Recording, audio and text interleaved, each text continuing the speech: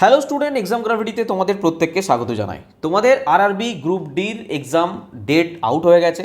তোমরা জানো আগস্টের 3 তারিখ থেকে এক্সাম। তো তোমরা এই নিয়ে প্রচণ্ড চিন্তাভাবনা করছো, কিন্তু সত্যি কথা বলতে চিন্তা করতে তো কোনো লাভ হবে না। আমরা যদি সঠিকভাবে সিলেবাস শেষ করতে পারি, যদি আমরা সঠিকভাবে পড়তে পারি, তবে একমাত্র আমরা চিন্তামুক্ত হতে পারবো। অ্যাজ ইউজুয়াল যেভাবে আমি তোমাদের বলেছিলাম যে সোমবার থেকে আমাদের ফিজিক্সের ক্লাস আবারও স্টার্ট হয়ে যাবে। ক্লাস তো চলছিল কন্টিনিউ, কিন্তু মাঝখানে নোটিফিকেশান আসার জন্য 2-3 দিন ক্লাস বন্ধ ছিল। সোমবার থেকে আমাদের ক্লাস স্টার্ট হয়ে যাবে। সো সেই ক্লাস নিয়ে আমি তোমাদের সামনে চলে এসেছি। আজকে আমরা যে চ্যাপ্টার পড়বো সেই চ্যাপ্টারের নাম কি সাউন্ড। অতি গুরুত্বপূর্ণ চ্যাপ্টার। অনেকে বলছিল স্যার ম্যাগনেটিজম স্টার্ট করতে, স্যার ইলেকট্রিসিটি স্টার্ট করতে। অতি অবশ্যই আমরা সেগুলো পড়বো, ওগুলো খুবই গুরুত্বপূর্ণ চ্যাপ্টার। কিন্তু 2025-26 গ্রুপ ডি এক্সামে সাউন্ড চ্যাপ্টার থেকে কোশ্চেন আসেনি এরকম কোনো শিফট তোমরা দেখাতে পারবে না। যদি ঠিকঠাক করে পড়ো, এখান থেকে পাক্কা 2-3 নাম্বার 4 নাম্বার একদম শিওর তোমাদের সঠিকভাবে তোমরা করে আসতে পারবে। অতি গুরুত্বপূর্ণ চ্যাপ্টার, ঠিক আছে? আমরা পুরো ফিল করব, পুরো বুঝবো। অনেক তোমাদের ছবি রেখেছি, অনেক অ্যানিমেশন রেখেছি, যাতে তোমাদের পুরো জিনিসটাকে ফিল করাতে পারি আমি, ঠিক আছে? তো আজকে আমরা শুরু করছি সাউন্ড বা শব্দ এই চ্যাপ্টারটা। আজকে আমরা পার্ট 1 পড়বো। আর দেখো, সত্যি কথা বলতে শুধু আমি একা পরিশ্রম করলে হবে না, আমার সঙ্গে সঙ্গে তোমাদের সঠিকভাবে পরিশ্রম করতে হবে। আমি যেভাবে পরিশ্রম করবো আমার মতন তোমাদেরকেও পরিশ্রম করতে হবে, তবে গিয়ে আমরা সিলেবাস শেষ করতে পারবো এবং আমরা একটা পরীক্ষার জন্য কনফিডেন্স পাবো, ঠিক আছে? আমরা যে স্পিডে পড়াশোনা করছিলাম তার থেকে স্পিড বাড়াতে হবে, কারণ সামনে আমাদের মাত্র 1 মাসও আর হাতে নেই পুরোপুরি, ঠিক আছে? যারা নতুন তাদেরকে বলে রাখি, আজ আমাদের ক্লাস নাম্বার 52, কিন্তু এর আগে আমাদের অলরেডি 51 ক্লাস হয়ে গেছে, 51টা ক্লাস হয়ে গেছে। তার জন্য পুরো প্লেলিস্ট বানানো আছে, যেখানে বায়োলজি পুরো কমপ্লিট করে ফেলেছি, আমাদের ফিজিক্সের বেশ কিছু চ্যাপ্টার হয়ে গেছে, ঠিক আছে? তো তোমরা পরপর সিকোয়েন্সে সমস্ত ভিডিও দেখতে পারো, ওকে? তো চলো আজকের ক্লাস শুরু করা যাক। সাউন্ড বা শব্দর পার্ট 1। প্রথমত আমাদের জানতে হবে, স্যার সাউন্ড কি, হোয়াট ইজ শব্দ? স্যার শব্দ হচ্ছে এই জিনিসটা। কি করছে না, ড্রাম বাজাচ্ছে, জোরে জোরে একটা বাচ্চা ছেলে ড্রাম বাজাচ্ছে। স্যার এটা কি সাউন্ড? দেখো, আমরা যদি সহজ সরলভাবে বুঝতে চাই, মনে রাখবে এই সাউন্ড, এই শব্দ, এটা কি জানো? একটা শক্তি, এক প্রকার শক্তি। স্যার কীভাবে বুঝবো? দেখো, তোমাদের বাড়িতে, অনেকের বাড়িতে কলিং বেল আছে। তো সেখানে কি হয় না, আমরা যখন ধরো এটা কলিং বেলের সুইচ, আমরা যখনই এই কলিং বেল প্রেস করছি তখনই কি হয়, কলিং বেল ভেতরে গিয়ে টিং টং করে বেজে ওঠে, বা বিভিন্ন রকম মিউজিক সিস্টেম চলে এসেছে, সেই মিউজিক সিস্টেমে কলিং বেল বেজে ওঠে।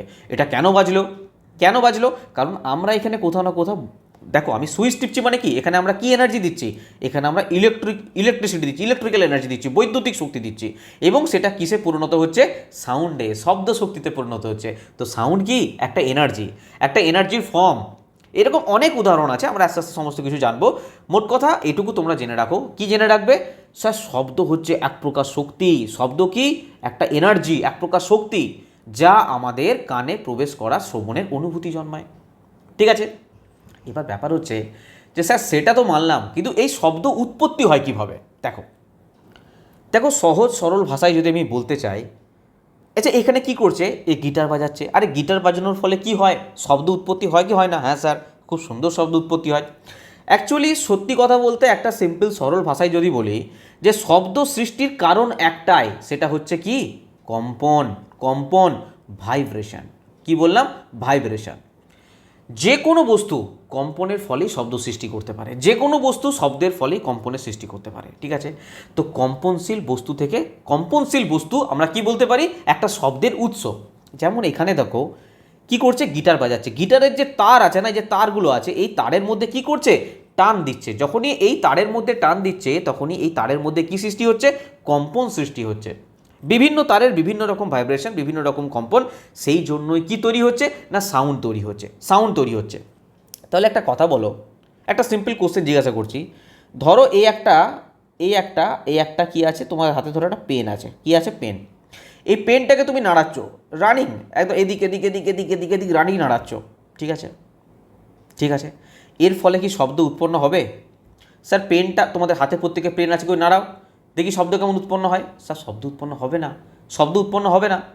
কিন্তু ধরো যে কোনো একটা বস্তু, সাপোজ ধরো এটা একটা মন্দিরের ঘন্টা আছে, এটা মন্দিরের ঘন্টা, বেল, এটা কি মন্দিরের ধরো বেল আছে একটা। তো আমি বলছি এই বেল থেকে, এই ঘন্টা থেকে যদি তুমি বাজিয়ে দাও, টং করে বাজাও, তাহলে শব্দ উৎপন্ন হবে কি হবে না? হ্যাঁ সব শব্দ উৎপন্ন হবে।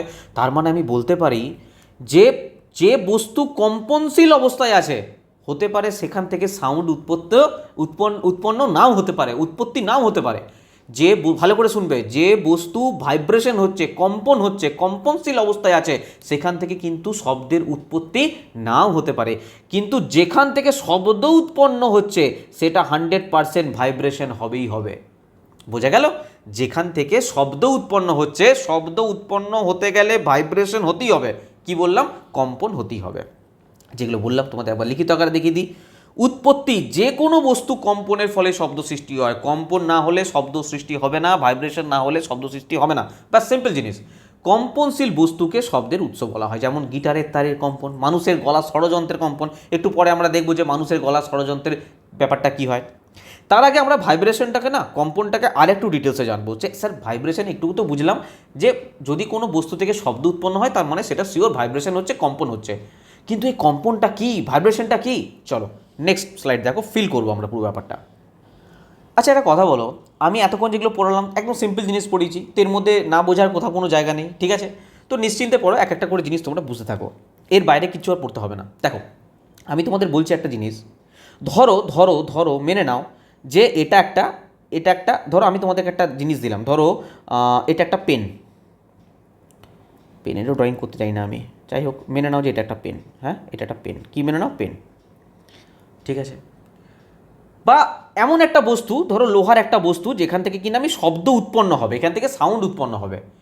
তো অ্যাকচুয়ালি কি হয় না, এটা ভাইব্রেশন হয়। স্যার ভাইব্রেশন স্যার মানে কি? ভাইব্রেশন মানে ধরো হাতে তোমাদের একটা পেন আছে, এই পেনটাকে একবার এদিকে নিয়ে যাও, একবার এদিকে নিয়ে যাও, একবার এদিকে নিয়ে যাও, একবার এদিকে নিয়ে যাও, একবার এদিকে নিয়ে যাও, একবার, মানে কি আমি নাড়াচ্ছি এইভাবে এইভাবে এইভাবে এইভাবে এইভাবে এইভাবে নাড়াচ্ছি, ঠিক আছে? মানে কি বস্তুটা আছে তার সাম্য অবস্থানে, সাম্য অবস্থানে মানে কি, ধরো এই জায়গাটা তার সাম্য অবস্থান, মানে একটা ইকুইলিব্রিয়াম স্টেট, মানে এই জায়গাটায় বস্তু আছে। কিন্তু বস্তু যদি এদিক এদিক এদিক এদিক এদিক এদিক দ্রুত নাড়াচড়া করে, সাম্য অবস্থান থেকে একবার এদিকে যায়, একবার এদিকে, একবার এদিকে, একবার এদিকে, এটাকে কি মোশন বলে? এটাকে বলে টু অ্যান্ড ফ্রো মোশন। কি বলে? To and fro motion. আরে যখন আমরা কোথাও যাই তখন আমরা কি বলি? যে ধরো আমার বাড়ি ধরো বর্ধমান, ধরো আমি কলকাতা যাব, ঠিক আছে? তো আমি যাওয়ার আগে কি বলি? টু, মানে টু কলকাতা, আমি কলকাতা যাচ্ছি, ফ্রম বর্ধমান, ফ্রম বর্ধমান, মানে আমরা বর্ধমান থেকে কলকাতা যাচ্ছি, মানে কি আমার বর্ধমানে বাড়ি, আমি যাচ্ছি কলকাতা, তো টু কলকাতা আর ফ্রম বর্ধমান। ঠিক সেরকম এই মোশনটাকে বলে টু অ্যান্ড ফ্রম। এই যে এইদিকে একবার যাচ্ছে, এদিকে যাচ্ছে, এদিকে যাচ্ছে, to from, to from, to from, to from. তো ভাইব্রেশন কি? To and fro, to and fro, to and fro motion, মানে সাম্য অবস্থান থেকে একবার ইকুইলিব্রিয়াম পজিশন থেকে একবার এদিকে যাচ্ছে, একবার উল্টো দিকে, একবার এদিকে যাচ্ছে, একবার, এই যে গতি, এই যে গতি, এটাকে বলবো কম্পন।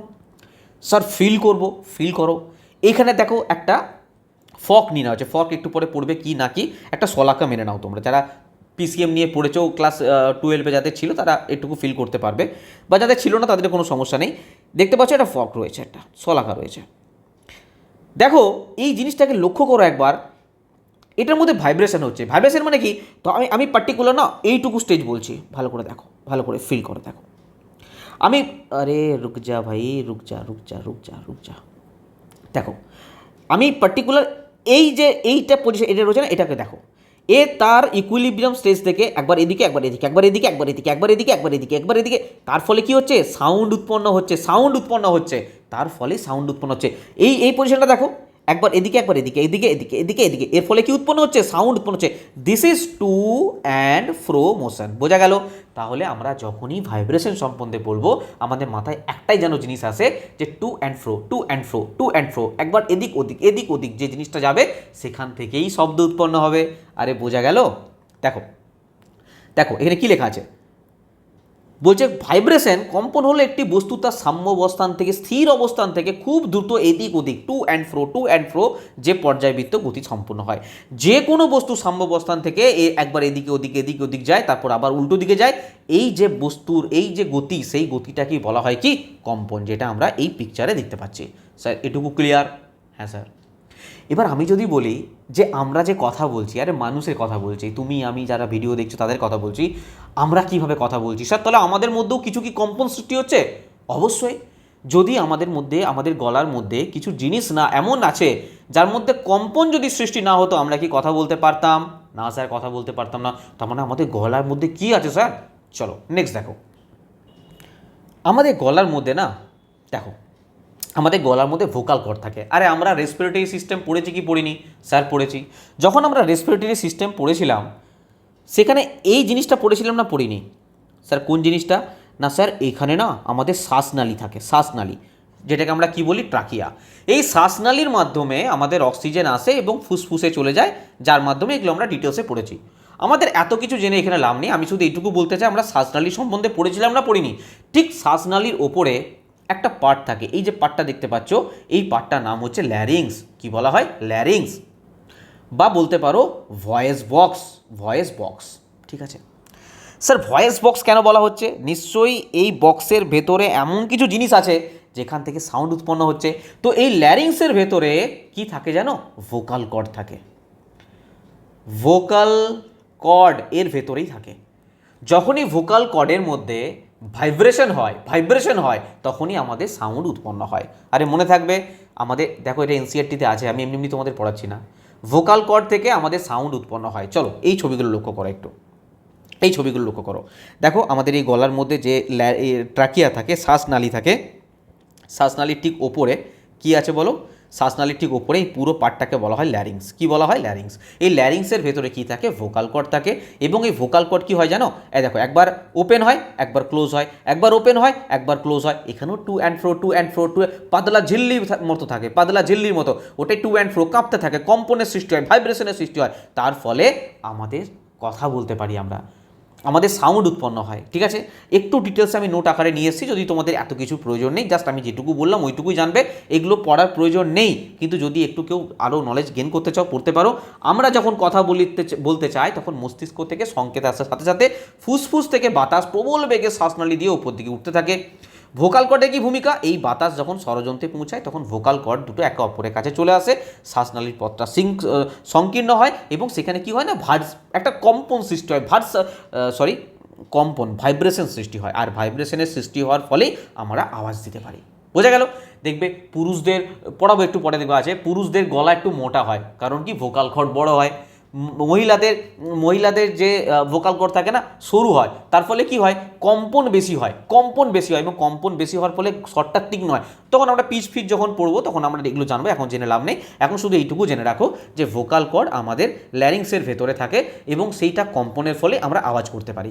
এবার যদি একটা কথা বলি, দেখো আচ্ছা এটা সম্বন্ধে তোমাদের এনসিআরটিতে যেটা আছে না, আমি দেখো এটা কিন্তু ক্লাস 9-এর নতুন এনসিআরটি। যারা ভাবছো যে স্যার পুরনো কিছু পড়াচ্ছে, পুরনো কি করছে, ব্যাপারটা তা নয়, একদম নতুন এনসিআরটি থেকে পড়াচ্ছি, ক্লাস 9-এর এনসিআরটি। আমি তোমাদেরকে নেক্সট পেজে দেখো কী লেখা আছে তোমাদের এনসিআরটিতে, একদম সম্পূর্ণ বাংলা ভাষায় আমি নিয়ে এসেছি তোমাদের জন্য। অনেকে না মানে বারবার ভাবছে হয়তো পুরনো এনসিআরটি আদৌ এনসিআরটি কিনা, আমি সেই জন্য আজকে প্রুভও নিয়ে এসেছি, তোমাদেরকে আমি দেখাবো যে অ্যাকচুয়ালি এনসিআরটিতে আছে না নেই। অনেকে সেই এনসিআরটির পেজ ধরে ধরে পড়াচ্ছে, ভাবছে যে ওটাই শুধু এনসিআরটিতে আছে, আমি যেগুলো পড়াচ্ছি হয়তো এনসিআরটির বাইরে আছে, এরকম নয়। আমি প্রুভ নিয়ে এসেছি তোমাদের জন্য আজকে। দেখো এই ছবিটা দেখবে এনসিআরটিতে, নতুন ক্লাস 9-এর এনসিআরটিতে দেওয়া আছে। ঠিক আছে, মানুষ এবং প্রাণীরা কীভাবে শব্দ তৈরি করে, কথা, এটা পুরো এনসিআরটিরই কথা, মানে লাইনগুলো এনসিআরটিরই। কথা বলার বা গান গাওয়ার সময় আলতো করে আপনার দেখবে, তোমরা যখন কথা বলছো না গলায় হাত দাও, গলায় হাত দাও, দেখো ভাইব্রেশন হচ্ছে কিনা, কম্পন হচ্ছে কিনা, ভাইব্রেশন হচ্ছে কিনা, হচ্ছে। তার মানে কি? ভোকাল কর্ডের কম্পনের মাধ্যমে শব্দ আমরা উৎপন্ন হচ্ছে। এই ভোকাল কর্ড হলো গলার ভেতরে ভয়েস বক্স বা ল্যারিংস, তোমাদের বললাম ওর ভেতরে অবস্থিত একটা পর্দা, টান টান পেশির একটা পর্দা। মানুষের ক্ষেত্রে জিহ্বা, ঠোঁট, মুখ, নাসাগহ্বর শব্দকে কথা বা সঙ্গীতে রূপান্তর করতে সাহায্য করে। বোঝা গেল? তাহলে ভোকাল কর্ড কি? একটা পর্দা, যেটা কিনা ল্যারিংসের ভেতরে বা ভয়েস বক্সের ভেতরে থাকে, যেটা কম্পনের ফলে শব্দ সৃষ্টি হয়। এবার আমার প্রশ্ন একটাই, স্যার প্রত্যেকের কি ভয়েস বক্স আছে? স্যার আছে, আমাদের আছে, সিংহের আছে, বাঘের আছে, আমরা তাদেরকে দেখতে পাই, তাদের আছে। আরে প্রত্যেকের কি আছে? না, প্রত্যেকের কিন্তু এই ভয়েস বক্স থাকে না। তো কাদের কাদের ভয়েস বক্স নেই এবং তারা কিভাবে শব্দ উৎপন্ন করে, এটাও এনসিআরটিতে দেওয়া আছে। নেক্সট দেখো, মনে রাখবে এই যে দুটো প্রাণী তোমরা দেখতে পাচ্ছ না, ক্রিকেট আর গ্রাসহোপার। আরে ক্রিকেট মানে ওই ক্রিকেট নয় যে ক্রিকেট তোমরা দেখছো, এটা একটা পোকা, পতঙ্গ। ক্রিকেট যেটাকে আমরা কি বলি বলো তো? ঝিঝি পোকা বলি। আরে ঝিঝি পোকা অনেকে জঙ্গলে মধ্যে দিয়ে গেলে বা সন্ধ্যাবেলার দিকে শুনতে পাও না, কন্টিনিউ ডাকতে থাকে, ঝিঝি পোকা, ওটাকে বলে ক্রিকেট বাংলাতে। আর একটা হচ্ছে গ্রাসহোপার। গ্রাসহোপার কি বাংলায় কি বলে? ঘাস ফড়িং। মনে রাখবে এদের ভয়েস বক্স থাকে না। তাহলে এটা শব্দ উৎপন্ন করে কি করে? এরা উৎপন্ন করে এই ডানা ডানায় ঘষে, এই যে ডানা আছে না, যে ডানা আছে না, ডানাতে ডানাতে ঘষে, অথবা যে পা আছে পা, এই পায়ে পায়ে ঘষে, ডানায় ডানায় বা পায়ে পায়ে ঘষে এরা শব্দ উৎপন্ন করতে পারে। বোঝা গেল? দেখো যে লাইনটা আছে পুরো হুবহু মনে রাখবে।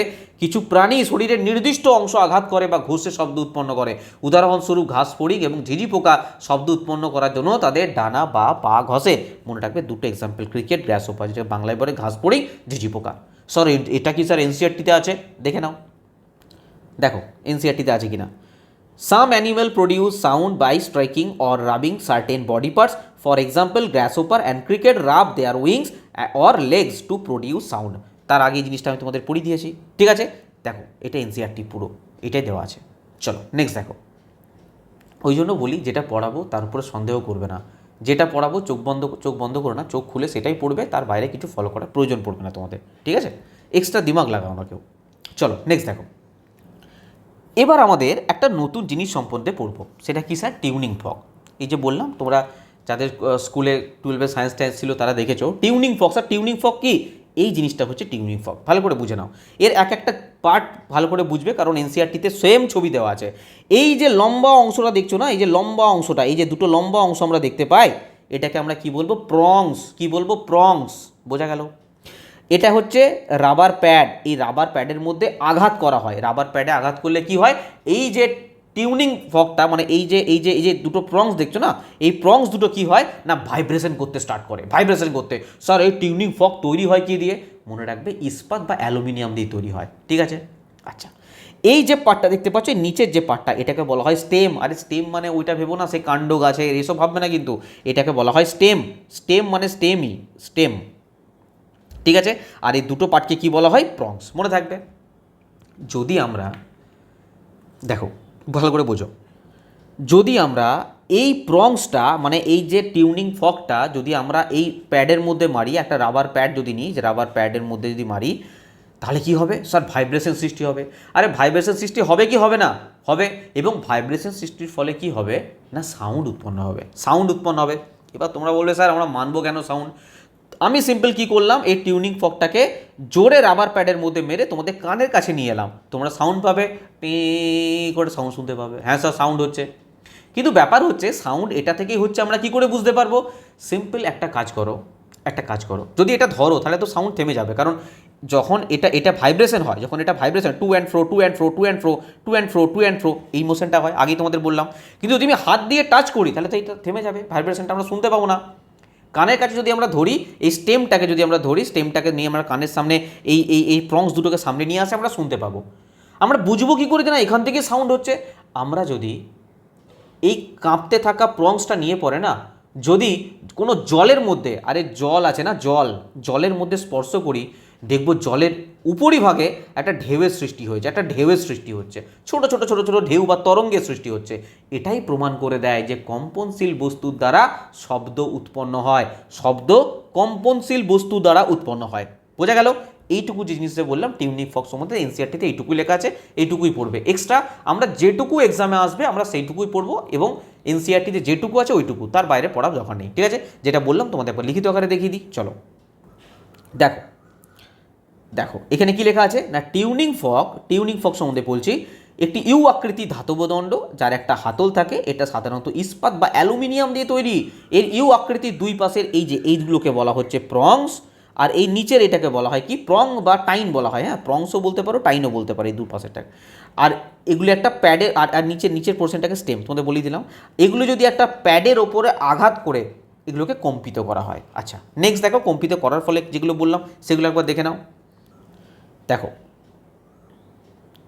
দেখো বলছে যখন টিউনিং ফর্কটা একটা রবার প্যাডের উপর আলতো করে আঘাত করা হয় তখন এই প্রংগুলো কাঁপতে শুরু করে এবং কি হয় না শব্দ উৎপন্ন হয়। যদি কাঁপতে থাকা প্রংগুলো জলে স্পর্শ করানো হয়, দেখবো জলের উপরিভাগে একটা তরঙ্গের সৃষ্টি হচ্ছে, একটা ঢেউয়ের সৃষ্টি হচ্ছে, ছোট ছোট ছোট তরঙ্গের সৃষ্টি হচ্ছে। এটাই প্রমাণ করে যে শব্দ কম্পনশীল বস্তু দ্বারাই উৎপন্ন হয়। বলো টিউনিং ফর্ক সম্বন্ধে আর কোনো কোথাও ডাউট তোমাদের থাকতে পারে? থাকতে পারে না। চলো নেক্সট দেখো, এই দেখো তোমাদের এনসিইআরটিতে এটা আছে টিউনিং ফর্ক সম্বন্ধে, হ্যাঁ পারলে পড়ে নিও, সেম জিনিস যেটা পড়ালাম। এরপর একটা অতি গুরুত্বপূর্ণ পয়েন্ট আমরা পড়বো, সেটা হচ্ছে স্যার ভাইব্রেশন হলো। ভাইব্রেশন কী জিনিস আমরা জেনে গেলাম। ভাইব্রেশনের ফলে কি উৎপন্ন হয় না সাউন্ড উৎপন্ন হয়। কি উৎপন্ন হয় স্যার? শব্দ উৎপন্ন হয়। এবার শব্দের তো যেতে হবে, শব্দকে তো এক স্থান থেকে অপর স্থানে যেতে হবে। তো নেক্সট আমরা যেটা পড়বো সেটা শব্দের সঞ্চালন, প্রোপোগেশন অফ সাউন্ড। স্যার শব্দ যায় কীভাবে, এক স্থান থেকে অপর স্থানে শব্দ যায় কীভাবে? দেখো এখানে বাজছে ড্রাম, কি বাজছে? এখানে বাজছে ড্রাম। এই ড্রামটা কি হলো না, যখনই এই ড্রামটার উপরে যে ঝিল্লিটা আছে, উপরে যে ঝিল্লিটা আছে কোথাও না কোথাও এটাকে যখন ঘা দেওয়া হচ্ছে, কম্পন সৃষ্টি হচ্ছে, ভাইব্রেশন সৃষ্টি হচ্ছে, এবং ভাইব্রেশনের ফলে শব্দ উৎপন্ন হচ্ছে, এবং শব্দ এক স্থান থেকে অপর স্থানে আমাদের গিয়ে আমাদের কানে পৌঁছাচ্ছে। তাহলে প্রোপোগেশন অফ সাউন্ড বা শব্দের সঞ্চালন বলতে শুধু আমরা এইটুকুই জানবো যে শব্দ এক স্থান থেকে অন্য স্থানে যে পৌঁছাচ্ছে, এই পৌঁছানোর প্রসেসটাই হচ্ছে শব্দের সঞ্চালন বা প্রোপোগেশন অফ সাউন্ড। বাস এইটুকু, আর কিছু না। ঠিক আছে, শব্দ এক স্থান থেকে অপর স্থানে পৌঁছাচ্ছে, এটাই হচ্ছে শব্দের প্রোপোগেশন বা শব্দের সঞ্চালন। ওকে স্যার, দেখো যেটা বললাম একবার দেখিয়ে দিই তোমাদের। দেখো শব্দের সঞ্চালন প্রোপোগেশন হচ্ছে সেই প্রক্রিয়া যার মাধ্যমে শব্দ এক স্থান থেকে অন্য স্থানে পৌঁছায়। এগুলো এখন মাথায় রেখো না, চলতে পারে না কোনো মাধ্যম ছাড়া, মাধ্যমে কোনার কম্পন প্রয়োজন, আমি এখন ছেড়ে দিলাম। চলো নেক্সট এখানে চলে এসো। স্যার এখানে কি হচ্ছে? স্যার ঢোল বাজছে। কিছুই হচ্ছে না স্যার, ঢোল বাজছে এখানে। দেখো কি হয় জিনিসটা, এই যে এখানে এই ঢোলটা বাজছে না, এই যে ঢাকটা এখানে বাজানো হচ্ছে, কি হচ্ছে না এর যে উপরে পাতলা ঝিল্লিটা আছে, উপরের যে পাতলা জায়গাটা আছে, এটার উপরে কি করছে না এগুলোর মাধ্যমে কি সৃষ্টি হচ্ছে? কম্পন সৃষ্টি হচ্ছে। আরে কি সৃষ্টি হচ্ছে বলো? ভাইব্রেশন সৃষ্টি হচ্ছে, ভাইব্রেশন সৃষ্টি হচ্ছে। ঠিক আছে স্যার, এবারে আমি এখানে দাঁড়িয়ে আছি, ঢাকের আওয়াজ শুনবো। আচ্ছা, এই যে আমার আর এই ঢাকের মাঝখানে কি আছে? স্যার এয়ার আছে। দেখো আমাদের যা কিছু আমরা প্রকৃতিতে দেখতে পাই, বাতাস বলো, কোনো ধাতব বস্তু বলো, কোনো সলিড বলো, কোনো গ্যাসীয় বলো, কুচবি বলো, যেটা আমরা চোখে দেখতে পাচ্ছি না, সমস্ত কিছু কিছু পার্টিকেল দিয়ে তৈরি হয়। আরে হ্যাঁ কি না, কিছু পার্টিকেল দিয়ে তৈরি হয়। যদি আমরা একটা ইস্পাতের দণ্ড নিয়ে নিই, সেই ইস্পাতের দণ্ড কিছু পার্টিকেল দিয়ে তৈরি হয়। আমরা জানি যে সলিড বস্তুর পার্টিকেল আছে, গ্যাসীয় বস্তুর পার্টিকেল আছে, তরল বস্তু পার্টিকেল আছে। তো কোথাও না কোথাও এই আমার আর এই ঢাক যে বাজছে তার মাঝে কি আছে? আরে তার মাঝে কি আছে না কিছু পার্টিকেল আছে, কিছু পার্টিকেল আছে। ঠিক আছে, কিছু কি আছে? কিছু পার্টিকেল আছে। ঠিক আছে স্যার, তো এই যে ঢাকের আওয়াজটা বাজছে, ভালো করে ফিল করো, ঢাকের যে আওয়াজটা বাজছে, যেখান থেকে ভাইব্রেশনটা উৎপন্ন হচ্ছে, তো সেখানেও তো এয়ার মলিকিউল আছে, বাতাসে পার্টিকেল আছে না নেই? তো যে মুহূর্তে ভাইব্রেশন উৎপন্ন হচ্ছে, এই ভাইব্রেশনটা কোথাও না কোথাও এই পার্টিকেলটাকে ভাইব্রেট করবে, এই পার্টিকেলটাকে ভাইব্রেট করবে, এই পার্টিকেলটা এই পার্টিকেলকে ভাইব্রেট করবে, এই পার্টিকেলকে ভাইব্রেট করবে, এই পার্টিকেল। কিন্তু মনে রাখবে এই যে পার্টিকেলগুলোকে, এই কণাগুলোকে যে ভাইব্রেশন করছে, তার ফলে কিন্তু এই কণাগুলোর কোনো রকমভাবে জায়গা স্থান পরিবর্তন হচ্ছে না। ধরো এখানে একটা পার্টিকেল, এখানে একটা পার্টিকেল, এখানে পার্টিকেল, এখানে পার্টিকেল, এখানে পার্টিকেল, এখানে পার্টিকেল। তো যখন ভাইব্রেশন করছে, ধরো এই পার্টিকেলটা ভাইব্রেশন করলো এই পার্টিকেলটাকে, এই পার্টিকেলটা ভাইব্রেশন করলো এই পার্টিকেলটাকে, এই পার্টিকেলটা ভাইব্রেশন করলো এই পার্টিকেলটাকে, এই পার্টিকেলটা একে, কিন্তু ওরা সেম জায়গায় থেকে নাকি এই পার্টিকেলটা একে গিয়ে পড়ে একে ভাইব্রেশন করলো, এই পার্টিকেলটা ধরো স্থান পরিবর্তন করে এখানে চলে গেল। একদমই নয়। আমি কি বলছি, যে পার্টিকেলটা ভাইব্রেশন হচ্ছে সেই জায়গায় স্থির থেকে পাশের পার্টিকেলটাকে ভাইব্রেশন করছে, এবং এই ভাইব্রেশন হতে এই ভাইব্রেশন এখানে ভাইব্রেশন প্রত্যেকটা কোণার মধ্যে এই ভাইব্রেশনটা ছড়িয়ে যায়, ভাইব্রেশনটা আস্তে ছড়িয়ে যায়, এবং সেই ভাইব্রেশনটা, সেই কম্পনটা আমাদের কানে এসে পৌঁছায়, তখন আমরা সাউন্ডটা শুনতে পাই। বোঝা গেল? তার মানে আমরা কি বুঝলাম, যে কোথাও না কোথাও শব্দ ভাইব্রেশনের মাধ্যমে উৎপন্ন হয়, এবং এই যে ভাইব্রেশনটা কোনো না কোনো মাধ্যম দরকার এক স্থান থেকে অপর স্থানে যাওয়ার জন্য। আমরা এটুকু বুঝতে পারলাম কি? এবং মাধ্যম শুধু থাকলে হবে না, মাধ্যমের কণাগুলোর কি দরকার? কম্পন দরকার। ঠিক আছে, এই যে প্রত্যেকটা কণার যে কম্পন হলো, এবং এই কম্পনের ফলেই আমাদের শব্দটা কানে পৌঁছালো কি না? প্রত্যেকটা জিনিস আমাদের কানে পৌঁছালো। বলো এইটুকু জিনিস ফিল করতে পেরেছো? তাহলে আমরা এইটুকু বুঝতে পারলাম যে এই যে এখানে ঢাক বাজছে এবং আমি এখানে দাঁড়িয়ে আছি, এই যে সাউন্ডটা আমাদের কানে এসে একটাই কারণে পৌঁছালো, কারণ এই ঢাক আর এই মানুষ এর মধ্যে যে কণাগুলো আছে, যে পার্টিকেলগুলো আছে, সেই পার্টিকেলগুলো এই যে এনার্জিটাকে, এই সাউন্ডটাকে আমার কাছে নিয়ে এসেছে, কিসের মাধ্যমে? না এর ভেতরে যে পার্টিকেলগুলো আছে, যে অণুগুলো আছে, সেগুলো কন্টিনিউ কম্পনের ফলে, কন্টিনিউ ভাইব্রেশনের ফলে, শুধু মাধ্যম থাকলে হবে না, মাধ্যমের কণাগুলোকে ভাইব্রেশন হতে হবে। কি হতে হবে? কম্পন হতে হবে, তবে গিয়ে এখানে আসবে। বোঝা গেছে? চলো, কিন্তু মনে রাখবে কি না, এই যে কণাগুলোর মধ্যে যে ভাইব্রেশন হচ্ছে, এই কণাগুলো নিজের স্থান পরিবর্তন করে না, যে স্থানে আছে সেই স্থানে থেকে কম্পন করে। ঠিক আছে? এই একটা পার্টিকেল, এই যখন কম্পন হবে, এই পার্টিকেলটাকে কম্পিত করবে, এ পাশের পার্টিকেল কম্পিত করবে, এ পাশের পার্টিকেল কম্পিত করবে। ঠিক আছে? এবার একটা জিনিস লক্ষ্য করে দেখো, আমরা যে এখানে যেটা পড়ছিলাম, এবার বুঝতে পারছো যে শব্দ কোনো শূন্যস্থানের মধ্যে দিয়ে চলতে পারে না, এর জন্য কোনো একটা মাধ্যমের প্রয়োজন হয়, কণাগুলোর কম্পনের প্রয়োজন হয়। যদি আমার এখানে ঢাক বাজে আর আমি যদি এখানে দাঁড়িয়ে থাকি, যদি এর মধ্যে কোনো মাধ্যম না থাকে, তাহলে মাধ্যম যদি না থাকে, তাহলে মাধ্যমের কণাও থাকবে না। তো সাউন্ড আসবে কিভাবে সামনে? সাউন্ড তো আসবে এই মাধ্যমের কণাগুলোর কম্পনের ফলে। তো মাধ্যমে যদি কোনো কিছু না থাকে, তো কিসের কম্পন হবে? কম্পনই হবে না। এইখানে ভাইব্রেশন উৎপন্ন হচ্ছে, কিন্তু আমার কানে এসে পৌঁছাবে না। সেই জন্য বলে যে শূন্যস্থানের মধ্য দিয়ে চলতে পারে না। মহাকাশে যদি কোনো বিস্ফোরণ হয়, আমরা শুনতে পাই না, তার কারণ একটাই, কারণ মহাকাশ আর আমাদের পৃথিবী, এর মাঝে কোনো কোথাও মাধ্যমই নেই যে মাধ্যমের দ্বারা আসবে। ঠিক আছে? এটা আমরা পরে আরও পড়বো। চলো নেক্সট দেখো।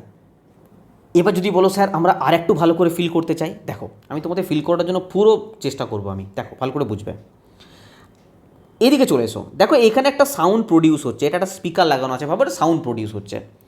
দেখো আমি যদি পার্টিকুলার একটা কোণাকে ধরে নিই, ধরো এই কোণাটা, দেখো এই কোণাটা পাশের একটা কোণাকে ভাইব্রেট করছে, এই কোণাটা পাশের কোণাকে, এইভাবে একটা সাউন্ড দেখো পুরো মাধ্যমের সমস্ত কোণাগুলো একে অপরকে, কিন্তু দেখো স্থান পরিবর্তন হচ্ছে না। দেখো এই যে কোণাটা, এ নিজের স্থানে থেকে just to and fro motion করছে, মানে এদিকে যাচ্ছে, এদিকে, এটা করে পাশের কোণাটাকে করলো, পাশের কোণাটা টু অ্যান্ড ফ্রো করে পাশের কোণাটাকে করলো, পাশের কোণাটা আবার টু অ্যান্ড ফ্রো করে পাশের কোণাটাকে দিল। এইভাবে আস্তে আস্তে শব্দটা সঞ্চালন হচ্ছে। ঠিক আছে? দেখো নেক্সট দেখো, এটা আরও ভালো করে বুঝতে পারবে। এটা ধরো একটা স্পিকার, দেখো একটা কোণাকে যে কোনো ধরে নাও, ধরো এই কোণাটা দেখো, এই কোণাটা দেখো জাস্ট এই ফ্লো করছে, টু অ্যান্ড ফ্রো, এবং পাশের কোণাটায় করছে, পাশের কোণাটা টু অ্যান্ড ফ্রো, আবার পাশের কোণাটায় করছে টু অ্যান্ড ফ্রো, কিন্তু ওরা কোনো জায়গা চেঞ্জ করেনি। হ্যাঁ, জাস্ট এদিক, পাশের কোণাটাকে এদিক। বোঝা গেল? আর সবগুলো কি? Air molecule. যদি আমাদের বায়ুতে হয়, বায়ুতে আমরা এয়ার মলিকিউলের মাধ্যমের কণাগুলো কম্পনের ফলে এক স্থান থেকে অপর স্থানে যায়। ঠিক আছে স্যার, চলো নেক্সট আমরা যেটা পড়বো, খুব গুরুত্বপূর্ণ তরঙ্গ সম্পর্কে জানবো। যে স্যার আপনি এইমাত্র একটা কথা বললেন যে শব্দ কোথাও না কোথাও আমাদের মাধ্যমের কণাগুলোর কম্পনের ফলে এক স্থান থেকে অপর স্থানে যায়। তো স্যার যে কোনো জিনিসই যদি আমাদের এক স্থান থেকে অপর স্থানে যেতে হয়, তার মধ্যে মাধ্যমের প্রয়োজন হবে। অ্যাকচুয়ালি তা নয়, সমস্ত জিনিসের মাধ্যমে প্রয়োজন হয় না। সেটাই আমরা পড়বো যে ওয়েভ কত প্রকার আছে। নেক্সট দেখো, যদি আমার পড়ানো কারো স্লো মনে হয়, স্পিড বাড়িয়ে দেখো, তোমাদের অনেক সময় বেঁচে যাবে। ঠিক আছে? শুনতেও ভালো লাগবে, সময় বেঁচে যাবে। দেখো ওয়েভ মনে রাখবে আমরা প্রধানত দুভাগে ভাগ করতে পারি। কভাগে ভাগ করতে পারি স্যার? দুভাগে ভাগ করতে পারি। একটা হচ্ছে যান্ত্রিক তরঙ্গ, আর একটা হচ্ছে তড়িৎ চুম্বকীয় তরঙ্গ। তার মানে আমরা ইংলিশে বলি যান্ত্রিক তরঙ্গকে বলে মেকানিক্যাল ওয়েভ, আর তড়িৎ চুম্বকীয় তরঙ্গকে বলে ইলেকট্রোম্যাগনেটিক ওয়েভ। মনে রাখবে যে যান্ত্রিক তরঙ্গ, মেকানিক্যাল ওয়েভ সঞ্চালনের জন্য মাধ্যমের প্রয়োজন হয়। কিসের প্রয়োজন হয়? মাধ্যমের প্রয়োজন হয়। যদি ধরো এখানে কিছু একটা স্পিকার বাজছে, আর আমি ধরো এখানে দাঁড়িয়ে আছি, এই জিনিসটা আমাদের কানে তখনই এসে পৌঁছাবে যখন মাঝখানে কোনো মাধ্যম থাকবে। তাই মনে রাখবে সঞ্চালনের জন্য কি হয়? মাধ্যমের প্রয়োজন হয়। কার জন্য? যান্ত্রিক তরঙ্গের জন্য। ঠিক আছে? কিন্তু তড়িৎ চুম্বকীয় তরঙ্গ, যেটা ইলেকট্রোম্যাগনেটিক ওয়েভ, এর সঞ্চালনের জন্য কোনো মাধ্যমের প্রয়োজন হয় না। যেমন কি লাইট, যেমন কি, আচ্ছা যান্ত্রিক তরঙ্গের একটা এক্সাম্পল বলো তোমরা, একটা এক্সাম্পল বলো। স্যার সাউন্ড, শব্দ, কারণ এই মাত্র আপনি বললেন যে সাউন্ড কোথাও না কোথাও মাধ্যম ছাড়া যেতেই পারবে না। মাধ্যমের মাঝের কণাগুলোর কম্পন যদি না হয়, তাহলে এক স্থান থেকে অপর স্থানে যেতেই পারবে না। তো আমাদের যান্ত্রিক তরঙ্গের মধ্যে সাউন্ড পড়বে কি পড়বে না? হ্যাঁ স্যার পড়বে, পড়ে যাবে। আচ্ছা, তড়িৎ চুম্বকীয় তরঙ্গের মধ্যে আমাদের পড়ে যাবে লাইট। লাইটে দেখো আমাদের সূর্য আমাদের কাছ থেকে বহু দূরে আছে। তো যেখানে সূর্য আছে, আমাদের বায়ুমণ্ডল তো আমাদের পৃথিবীর পুরো চারপাশে আছে, ওকে, কিন্তু একটা টাইমের পর যদি পৃথিবী থেকে আমরা ওপরে ওপরে ওপরে মহাকাশের দিকে চলে যাই, একটা টাইমের পর কোনো বায়ুমণ্ডল সেখানে থাকে না। তাহলে বায়ুমণ্ডল যদি না থাকে, তাহলে এই যে সূর্যি মামা এখানে উঠে আমাদেরকে কিরণ দিচ্ছে, লাইট দিচ্ছে, আমাদের পৃথিবীতে লাইটটা আসে কিভাবে? এর মধ্যে কি কোনো মাধ্যম আছে? না স্যার, কোনো মাধ্যম নেই। আসে কিভাবে? কারণ লাইট আসার জন্য স্যার কোনো মাধ্যমের প্রয়োজনই হয় না, কারণ লাইট হচ্ছে একটা ইলেকট্রোম্যাগনেটিক ওয়েভ, তড়িৎ চুম্বকীয় তরঙ্গ, এর জন্য কোনো মাধ্যম প্রয়োজন হয় না। আলো, রেডিও তরঙ্গ, দেখবে মহাকাশে যখন কোনো মহাকাশচারী যায়, এবার ওখান থেকে তারা কথা বলবে কীভাবে? এখানে কথা বলার কি প্রসেস আছে? ওখান থেকে তো ফোন ইউজ করবে, আইফোন বার করবে, কথা বলে নেবে, এরকম তো হবে না, কারণ মাঝখানে কোনো মাধ্যমই নেই। তো হবে কীভাবে? তখন ওরা রেডিও তরঙ্গের মাধ্যমে কথা বলে, ঠিক আছে? রেডিও তরঙ্গ, তো মনে রাখবে তড়িৎ চুম্বকীয় তরঙ্গ, যেটা ইলেকট্রোম্যাগনেটিক ওয়েভ, এর জন্য কোনো মাধ্যমের প্রয়োজন হয় না। এক্সাম্পল মনে রাখবে লাইট, তারপরে রেডিও তরঙ্গ, ঠিক আছে? চলো, এটা একটা আমি ভাগ তোমাদের দেখালাম, এই ভাগটা একটা দেখালাম, ঠিক আছে? এখানে পরিষ্কার লেখা আছে ওয়েভ মূলত দু প্রকার, যান্ত্রিক আর তড়িৎ চুম্বকীয়। সঞ্চালনের জন্য মাধ্যম প্রয়োজন, যেমন শব্দ, জলের তরঙ্গ, আর তড়িৎ চুম্বকীয় কোনো মাধ্যম প্রয়োজন নেই, যেমন আলো, রেডিও তরঙ্গ, ঠিক আছে? এবার আমি তোমাদের একটা জিনিস বলছি, যে এই যে যান্ত্রিক তরঙ্গ আছে না, এই যান্ত্রিক তরঙ্গকে না আরও দুভাগে ভাগ করা যায়। স্যার কীরকম ভাগ? কারণ এটা তো সিম্পল ব্যাপার যে আমাদের এক স্থান থেকে অপর স্থানে কিছু যাওয়ার জন্য মাধ্যমের প্রয়োজন হয়, এর আবার ভাগ কি? হ্যাঁ, এর মধ্যেও ভাগ আছে। এর কারণ হচ্ছে, দেখো এখানে একটা স্পিকার ধরো বাজছে আর আমি এখানে দাঁড়িয়ে আছি, তো এই যে এর মাঝে যে কণাগুলো আছে, এই কণাগুলো কম্পন হতে থাকে, তার ফলে তো যায়। এই কম্পনটা কীরকম হয় তার উপরে ভিত্তি করে এই যান্ত্রিক তরঙ্গকে আমরা দুভাগে ভাগ করতে পারি। স্যার কীরকম? দেখো নেক্সট স্লাইড দেখো, দেখো ভালো করে বুঝবে। হ্যাঁ, আমরা যান্ত্রিক তরঙ্গকে দুভাগে ভাগ করতে পারি। একটা হচ্ছে, এক নম্বরে হচ্ছে অনুপ্রস্থ তরঙ্গ, যেটাকে ইংলিশে বলা হয় ট্রান্সভার্স ওয়েভ। আর একটা হচ্ছে অনুদৈর্ঘ্য তরঙ্গ, অনুদৈর্ঘ্য তরঙ্গ, যেটাকে বলা হয় লঙ্গিটিউডাল ওয়েভ। আমি এখন অনুদৈর্ঘ্য তরঙ্গের ব্যাপারে কিছু বলছি না, আমি বলছি অনুপ্রস্থ তরঙ্গের ব্যাপারে, যেটা হচ্ছে ট্রান্সভার্স ওয়েভ। এতদিন তোমরা মুখস্থ করছো, শুধু মুখস্থ করছো, ফিল করো না। আজকে তোমাদের পুরো ফিল করাবো এখানে। দেখো আমি বলছিলাম যে ধরো এখানে একটা কোনো ফিক্সড জিনিসের সাথে না একটা গার্ডারকে বেঁধে দিয়েছো, ঠিক আছে? টান টান করে একটা গার্ডারকে বেঁধেছো, টান টান করে একটা গার্ডার, বা যে কোনো একটা রবার ব্যান্ড বলো, যেটা কিনা মানে গার্ডারের মতন জিনিস একটা কিছু বেঁধে দিয়েছো। বাঁধার ফলে বা কোনো একটা ধরো দড়ি বেঁধে দিয়েছো, এটার সঙ্গে তোমরা দড়ি ফিক্স করে দিয়েছো। দড়িটার একটা প্রান্ত যদি এরকম ধরে জাস্ট এরকম করে জাস্ট ঝাঁকিয়ে ছেড়ে দাও, এই দড়িটা এইখানে বাঁধা আছে, ঠিক আছে? দড়িটার প্রান্ত ধরো, এটা একটা প্রান্ত, তো এই প্রান্তটাকে যদি ধরে একবার জোরে নাড়িয়ে দাও, তাহলে কোথাও না কোথাও এখানে একটা এরকম তরঙ্গের সৃষ্টি হবে কি হবে না বলো? এরকম একটা তরঙ্গের সৃষ্টি হবে কি হবে না? হবে কি হবে না? বা ধরো জাস্ট একটা কি বলবো, একটা গার্ডার, একটা রবার কি করেছো, টান টান করে বেঁধেছো, দিয়ে এখানে একটা টান দিয়ে ছেড়ে দিলে কীরকম হবে জিনিসটা? এরকম টাইপের হবে, এরকম টাইপের একটা তরঙ্গের সৃষ্টি হবে। আরে হবে কি হবে না বলো? হবে। হ্যাঁ স্যার, এই যে তরঙ্গটা যাচ্ছে, তরঙ্গটা কীভাবে ফ্লো হচ্ছে? তরঙ্গের অভিমুখটা কোন দিকে? স্যার তরঙ্গের অভিমুখ এই দিকে, মানে তরঙ্গ এই স্থান থেকে এইদিকে যাচ্ছে, ঠিক আছে? আরে কি বললাম, তরঙ্গের গতির দিক কোন দিকে হবে বলো? তরঙ্গের গতির দিক এই সোজা স্ট্রেট এই দিকে হবে, ঠিক আছে? কিন্তু আমি কি বলেছি, যে যান্ত্রিক তরঙ্গ মানেই হচ্ছে কণাগুলোর ভাইব্রেশনের ফলে হয়, ঠিক আছে? তো এই যে কণাগুলো এখানে ভাইব্রেশন হবে, এই কণাগুলোর ভাইব্রেশন কীরকম করা হবে? স্যার এদিক মানে কি? আরে মানে হচ্ছে ওপর নিচ, মানে কীভাবে যাচ্ছে জিনিসটা? এরকমভাবে লম্বভাবে, এই যে একবার উপরে একবার নিচে, একবার উপরে একবার নিচে, কিন্তু এটা লম্বভাবে যদিও হয়, কিন্তু তরঙ্গের অভিমুখ কোন দিকে আছে? এই দিকে আছে। তার মানে এর মধ্যে কত ডিগ্রি কোণ উৎপন্ন করলো? 90 ডিগ্রি কোণ উৎপন্ন করলো। তো মনে রাখবে, যে তরঙ্গের, আমি কি বলছি, তরঙ্গের গতির দিক এবং যে, দেখো ভালো করে বোঝো, তরঙ্গের গতির দিক এইভাবে যাচ্ছে, আর যে মাধ্যমের কণাগুলো, সেই মাধ্যমের কণাগুলো এদিকে যাচ্ছে। তো এদের মধ্যে যে 90 ডিগ্রি কোণ উৎপন্ন করে, সেইটাকে আমরা বলবো অনুপ্রস্থ তরঙ্গ, ঠিক আছে? তো আমরা বলতে পারি যে তরঙ্গের ক্ষেত্রে মাধ্যমের কণাগুলো তরঙ্গের গতির দিকের সাথে, তরঙ্গের গতির দিক কোন দিকে ছিল, এইদিকে এইদিকে এইদিকে এইদিকে এইদিকে, তরঙ্গের গতির দিকের সাথে লম্বভাবে উপরে নিচে কাঁপতে থাকে, ওপরে নিচে এইভাবে এইভাবে এইভাবে এইভাবে এইভাবে, জাস্ট এইভাবে উপর নিচে কাঁপতে থাকে, সেটাকেই আমরা বলবো অনুপ্রস্থ তরঙ্গ বা ট্রান্সভার্স ওয়েভ। উপর নিচে কাঁপতে থাকে। আরে মনে থাকবে তোমাদের, সিম্পল মনে রাখলেই হবে যে ভাই বেশি কিছু জানার দরকার নেই। তরঙ্গের গতির অভিমুখ আর মাধ্যমের কণাগুলো যদি 90 ডিগ্রি কোণ উৎপন্ন করে সেটাই অনুপ্রস্থ তরঙ্গ। জাস্ট আমি তোমাদের বোঝানোর চেষ্টা করেছি, এখানে আর কিছু ব্যাপার নেই। আমি একটা ছবির মাধ্যমে তোমাদের দেখানোর চেষ্টা করছি। দেখো নেক্সট দেখো, একটা ছবিও নিয়ে এসেছি যাতে তোমরা ফিল করতে পারো। দেখো দেখো এদিকে লক্ষ্য করো, এই ছবিটা দেখো, আমি এই দড়িটাকে জাস্ট টেনে ছেড়ে দিলাম।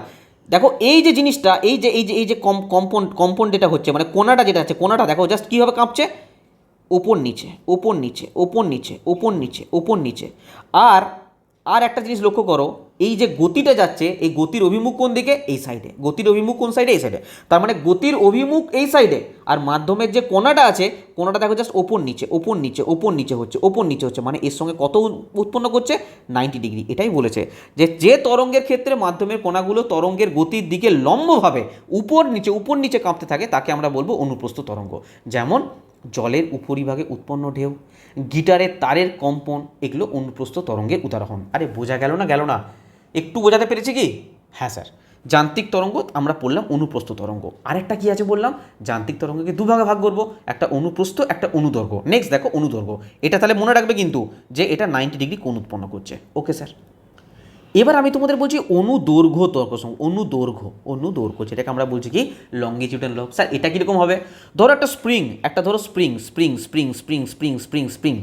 স্প্রিংটাকে কী করলে, ভালো করে কম্প্রেস করলে, মানে দুদিকের মানে হাতে করে চেপে দিলে, এই দু সাইডে হাতে করে চেপে দিলে কতটুকু হয়ে যাবে এটা? আরে বলো কতটুকু হয়ে যাবে? এইটুকুর মধ্যে চলে আসবে, এইটুকুর মধ্যে। কিন্তু যখনই তুমি ছেড়ে দেবে সেটা সংকোচন করে যখন প্রসারণের জন্য ছেড়ে দেবে, তখন এর গতিটা কোন দিকে যাবে? এই দিকে যাবে। মানে কি, মানে এটা লম্বা হয়ে যাবে, মানে এই দিকে চলে যাবে। মানে এটা তো এইটুকু গুটিয়ে তো এইটুকু হয়ে গেছে, সংকোচন করেছো, আর যখন এই প্রসারণ হবে সেটা নিজের অবস্থায় যাবে, মানে কি গতিটা এই দিকে যাবে। ঠিক আছে। এবং মাধ্যমের যে কণাগুলো যাবে সেই পার্টিকেল মোশনটা কোন দিকে হবে? ঠিক গতির দিকে। গতি যেদিকে যাবে মাধ্যমের কণাগুলোর কম্পন ঠিক সেই দিকে হবে। তাহলে মনে রাখবে যে মাধ্যমের কণাগুলো যদি তরঙ্গের গতির একই সমান্তরালে হয় সেইটাকে আমরা কি বলবো? অনুদৈর্ঘ্য তরঙ্গ। আরে বোঝা গেল? দেখো এটার একটা অ্যানিমেশন নিয়ে এসেছি, পুরো ফিল করবে আজকে তোমরা।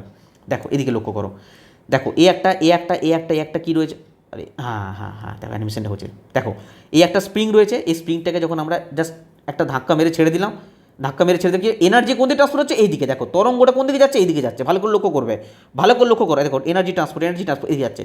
আর পার্টিকেলের মোশন কোন দিকে হচ্ছে? লক্ষ্য করো, পার্টিকেলের মোশন কোন দিকে হচ্ছে?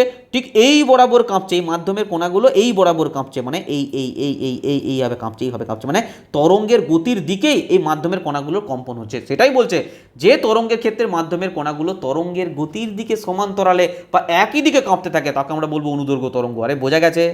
শব্দ তরঙ্গ অনুদৈর্ঘ্য তরঙ্গের একটা প্রধান উদাহরণ। তাহলে মনে থাকবে, প্রথম কথা এটা একটা যান্ত্রিক তরঙ্গ এবং এটা একটা অনুদৈর্ঘ্য তরঙ্গ। যান্ত্রিক তরঙ্গেরই দুটো ভাগ আমরা বলতে পারি, যেটা যাওয়ার জন্য এক স্থান থেকে অপর স্থানে যাওয়ার জন্য মাধ্যমের প্রয়োজন। অনুপ্রস্থ অনুদৈর্ঘ্য।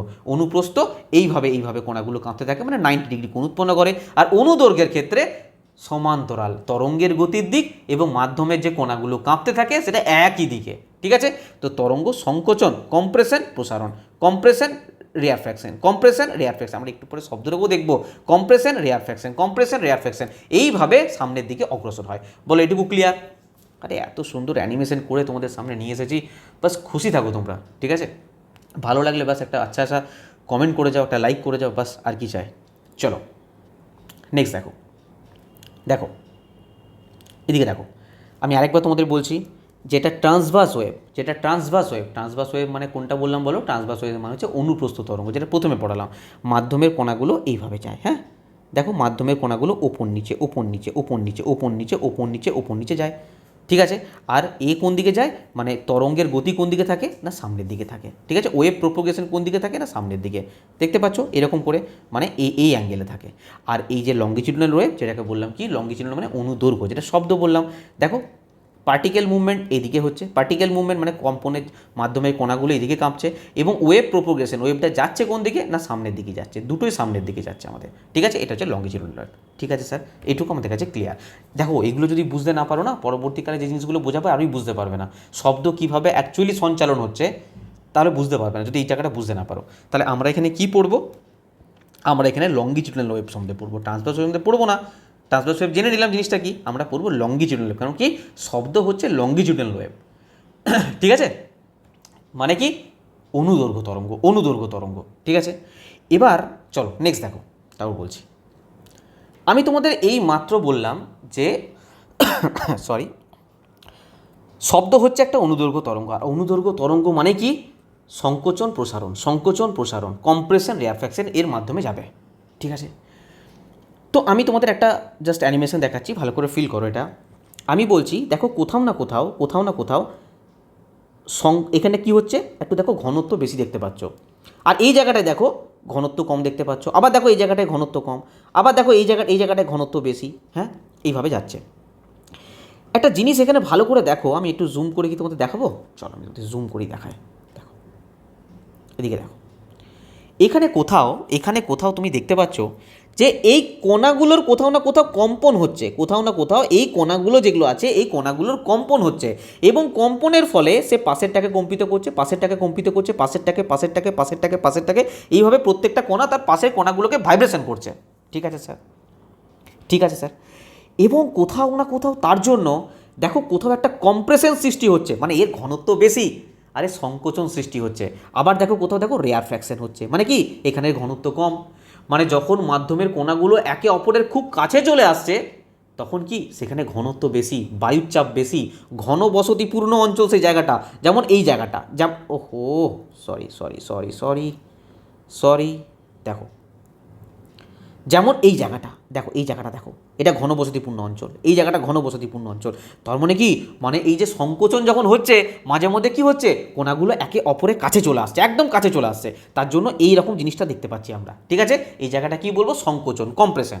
আর দেখো এই জায়গাটা রেয়ারফ্যাকশন, মানে কি ঘনত্ব খুব কম, এই জায়গাটার ঘনত্ব খুব কম, কিন্তু একটা জিনিস লক্ষ্য করে দেখো, এই যে মাধ্যমের কোণাটা দেখো ভাইব্রেট করছে পাশের কোণাটাকে, এ কি কোনো জায়গা পরিবর্তন করছে, জাস্ট টু অ্যান্ড ফ্রো, এটা লক্ষ্য করো, টু অ্যান্ড ফ্রো, জায়গার পরিবর্তন করছে না, এই জাস্ট পাশের কোণাটাকে মানে ভাইব্রেট করছে, এই কোণাটাকে লক্ষ্য করো পাশের কোণাটাকে ভাইব্রেট করছে, তার মানে কি আমাদের শব্দ যখনই যাবে কোথাও কি হবে না প্রচণ্ড ঘনবসতিপূর্ণ অঞ্চল, তার মানে কি সংকোচন হবে, আর তারপরেরটাই কি হবে প্রসারণ, কম্প্রেশন রেয়ারফ্যাকশন, আবার কম্প্রেশন, মানে ঘনবসতিপূর্ণ অঞ্চল একদম কম্প্রেশন, আবার রেয়ারফ্যাকশন, মানে কি প্রসারণ, সংকোচন প্রসারণ, দেখো সংকোচন প্রসারণ, এইভাবে কিন্তু আমাদের শব্দ এক স্থান থেকে অপর স্থানে যায়, বলে ভিডিওটার মাধ্যমে অ্যানিমেশনের মাধ্যমে বোঝাতে পারলাম। কিন্তু কণাগুলো কম্পনের ফলে সৃষ্টি হচ্ছে, কিন্তু কণাগুলোর কোনো রকম কোথাও স্থান পরিবর্তন হবে না, ঠিক আছে।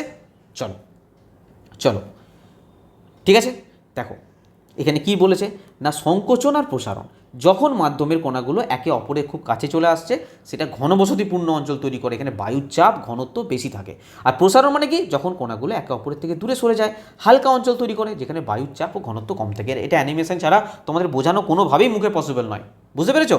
এইভাবে শব্দ এক স্থান থেকে অপর স্থানে যায়। ওকে স্যার, এটুকু আমাদের শব্দ সঞ্চালন প্রোপোগেশন অফ সাউন্ড সম্বন্ধে আমাদের ধারণা ক্লিয়ার একদম। ওকে, নেক্সট দেখো, আমি জাস্ট এখানে তোমাদের একটা জিনিসই বলে রাখবো, আমি জাস্ট বোঝানোর জন্য আরেকটা জিনিস নিয়ে এসেছি তোমাদের, এটুকু আমাদের কাছে ক্লিয়ার হয়ে গেছে যে এই যে মাধ্যমের কণাগুলো আছে, মাধ্যমের কণাগুলো দেখো একে অপরকে ভাইব্রেট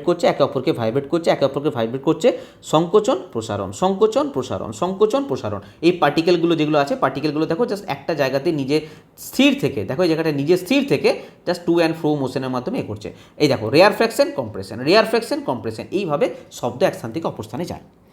এবার তোমরা বলবে যে স্যার আমরা শব্দকে দেখেছি এইভাবে ডিনোট করতে, তো আপনি তো এইমাত্র বললেন এটা অনুপ্রস্থ তরঙ্গ, আর শব্দ কি শব্দ হচ্ছে আমাদের অনুদৈর্ঘ্য তরঙ্গ, তাহলে স্যার আমরা অনুপ্রস্থ তরঙ্গের মতন কেন এইভাবে ডিনোট করি, আমরা ডিনোট করি আমাদের সুবিধার জন্য, বোঝার জন্য। যেমন দেখো এই যে জিনিসটা, এই যে এটা শব্দতে এইভাবে যাচ্ছে, আমরা জিনিসটাকে এইভাবে ডিনোট করেছি, দেখো এইভাবে ডিনোট করছি, মানে এইভাবে ডিনোট করা যায় আমাদেরকে বোঝানোর জন্য, বোঝার জন্য শুধুমাত্র, ঠিক আছে। দেখো এবার আমরা শব্দের বিস্তার নিয়ে দু একটা কথা বলবো। আমি তোমাদের সিম্পল একটা কথা বলতে চাই। চলো নেক্সট স্লাইড দেখো। নেক্সট স্লাইড না, এখানেই তুমি দেখো। চলো নেক্সট স্লাইডে চলো। শব্দের বিস্তার নিয়ে আমি দু একটা কথা বলতে চাই। আমি বলতে চাই যে শব্দ এক স্থান থেকে অপর স্থান কোনো মাধ্যম ছাড়া যাবে না স্যার, যাবে না। কারণ মাধ্যমের কণাগুলো যদি কম্পন না হয় এক স্থান থেকে অপর স্থানে যেতে পারে না, তাই শূন্য মাধ্যমে সাউন্ড কোনো দিন এক স্থান থেকে অপর স্থানে যায় না। ওকে স্যার, তাহলে স্যার আমরা যদি মাধ্যম নিই কঠিন, তো কঠিন মাধ্যমে কি এক স্থান থেকে অপর স্থানে যাবে? অবশ্যই যাবে। স্যার আমরা যদি তরল মাধ্যম নিই, তরল মাধ্যমে কি এক স্থান থেকে অপর স্থানে যাবে? অবশ্যই যাবে। স্যার আমরা যদি গ্যাস মাধ্যম নিই তাহলে কি এক স্থান থেকে অপর স্থানে যাবে? অবশ্যই যাবে। কঠিন, তরল, গ্যাসীয় এই তিনটে মাধ্যম দিয়েই শব্দ এক স্থান থেকে অপর স্থানে যেতে পারে। কিন্তু গল্প এখানে একটাই, যে কোনটাতে স্পিড বেশি হয়। মনে রাখবে এই কঠিন পদার্থে না শব্দের স্পিড সব থেকে বেশি হয়। তরলের মধ্যে কঠিনের থেকে একটু কম হয়, আর গ্যাসে সব থেকে কম হয়। তার মানে বায়ুতে আমাদের শব্দের বেগ সব থেকে কম। যদি আমরা কঠিনে যাই শব্দের বেগ আরও বেশি পাবো, তরলে কঠিনের থেকে একটু কম। মানে আমি এইভাবে সাজাতে পারি, কঠিনে সব থেকে বেশি, তারপরে তরলে, তারপরে গ্যাসে। আচ্ছা এটা হয় কেন? আমরা তো মুখস্থ করে নিয়েছি স্যার এরকম ব্যাপার, কিন্তু হয় কেন? দেখো কঠিনের ক্ষেত্রে কি হয় না, এই যে কণাগুলো থাকে না, এর ভেতরে যে কণাগুলো থাকে এরা না একদম ঘন সন্নিবিষ্টভাবে অবস্থান করে, ঠিক আছে? আর আমি কি বললাম যে মাধ্যমের কণাগুলোর কম্পনের ফলে এক স্থান থেকে অপর স্থানে যায়। তো আর তরলের ক্ষেত্রে কীরকম থাকে? কঠিনের থেকে একটু দূরে দূরে, একটু দূরে দূরে, একটু দূরে দূরে, একটু দূরে দূরে, একটু দূরে দূরে। আর গ্যাসের মধ্যে তরলের থেকেও দূরে দূরে, আরও দূরে দূরে, আরও দূরে দূরে। তো আমাকে একটা সিম্পল জিনিস বলো, এই কণাটা এই কণাটাকে ভাইব্রেশন করার টাইম, বা এই কোণাটাকে ভাইব্রেশন করার টাইম কম হবে, না এই কোণাটাকে ভাইব্রেশন করার টাইম এই কোণাটাকে ভাইব্রেশনটা কম হবে? দেখো কঠিনের ক্ষেত্রে কি হয়, এরা এত ঘন সন্নিবিষ্টভাবে অবস্থান করে যে এই কোণাটার মধ্যে গ্যাপিং খুব কম থাকে, তাই এটা ভাইব্রেট হলে এটাও ভাইব্রেট হয়, তার পাশেরটা ভাইব্রেট হয়, তার পাশেরটা ভাইব্রেট হয়। কিন্তু তরলের ক্ষেত্রে কি হয়, একটু ছাড়া ছাড়া থাকে। মানে এটা ভাইব্রেট হলে এটা তো ভাইব্রেট হবে, কিন্তু একটু সময় লাগবে। আবার তারপরেরটাও ভাইব্রেট হবে, একটু সময় লাগবে। আর গ্যাসের ক্ষেত্রে কি হয়, আরও দূরে, আরও দূরে দূরে। মানে এটা যখন ভাইব্রেট হয় এই ভাইব্রেশনটা এখানে আসতে একটু সময় লাগে, এই ভাইব্রেশনটা এখানে আসতে একটু সময় লাগে। ভাইব্রেশন তো হবে কিন্তু সময় লাগবে। সেই জন্য কঠিনের ক্ষেত্রে একটু তাড়াতাড়ি ভাইব্রেশন হয়, সেই জন্য শব্দ আমরা আগে শুনতে পাই। তরলের ক্ষেত্রে একটু ধীরে হয় ভাইব্রেশনটা, সেই জন্য আমরা একটু দেরি করে শুনতে পাই, স্পিড কম। আর গ্যাসের মধ্যে সব থেকে স্পিড কম, কারণ এর কণাগুলোর ভেতরে যে পার্টিকেলগুলো থাকে এরা অনেক দূরে দূরে অবস্থান করে। বলো বোঝাতে পারলাম? চলো যেগুলো বললাম সে একবার লিখিত আকারে দেখিয়ে দিই তোমাদের। দেখো দেখো দেখো শব্দের বিস্তারের জন্য জড় মাধ্যমে কঠিন, তরল, গ্যাসীয় প্রয়োজন। শূন্যস্থানের মধ্য দিয়ে যেতে পারে না, কারণ শব্দ এক স্থান থেকে অপর স্থানে। যেন মাধ্যমে কণার কম্পনের প্রয়োজন, শূন্যস্থানে কোনো কণা থাকে না। কঠিন মাধ্যমে খুব কাছাকাছি থাকে কণাগুলো, সেই জন্য দৃঢ় হওয়ার জন্য শব্দ দ্রুত চলে। তরল মাধ্যমে দূরত্ব গ্যাসের তুলনায় কম হলেও কঠিনের চেয়ে বেশি, তাই এর বেগ মাঝারি হয়। আর গ্যাসীয় মাধ্যমে দূরত্ব অনেক বেশি হয়, তাই শব্দের বেগ সবচেয়ে কম হয় গ্যাসীয় মাধ্যমে, ঠিক আছে?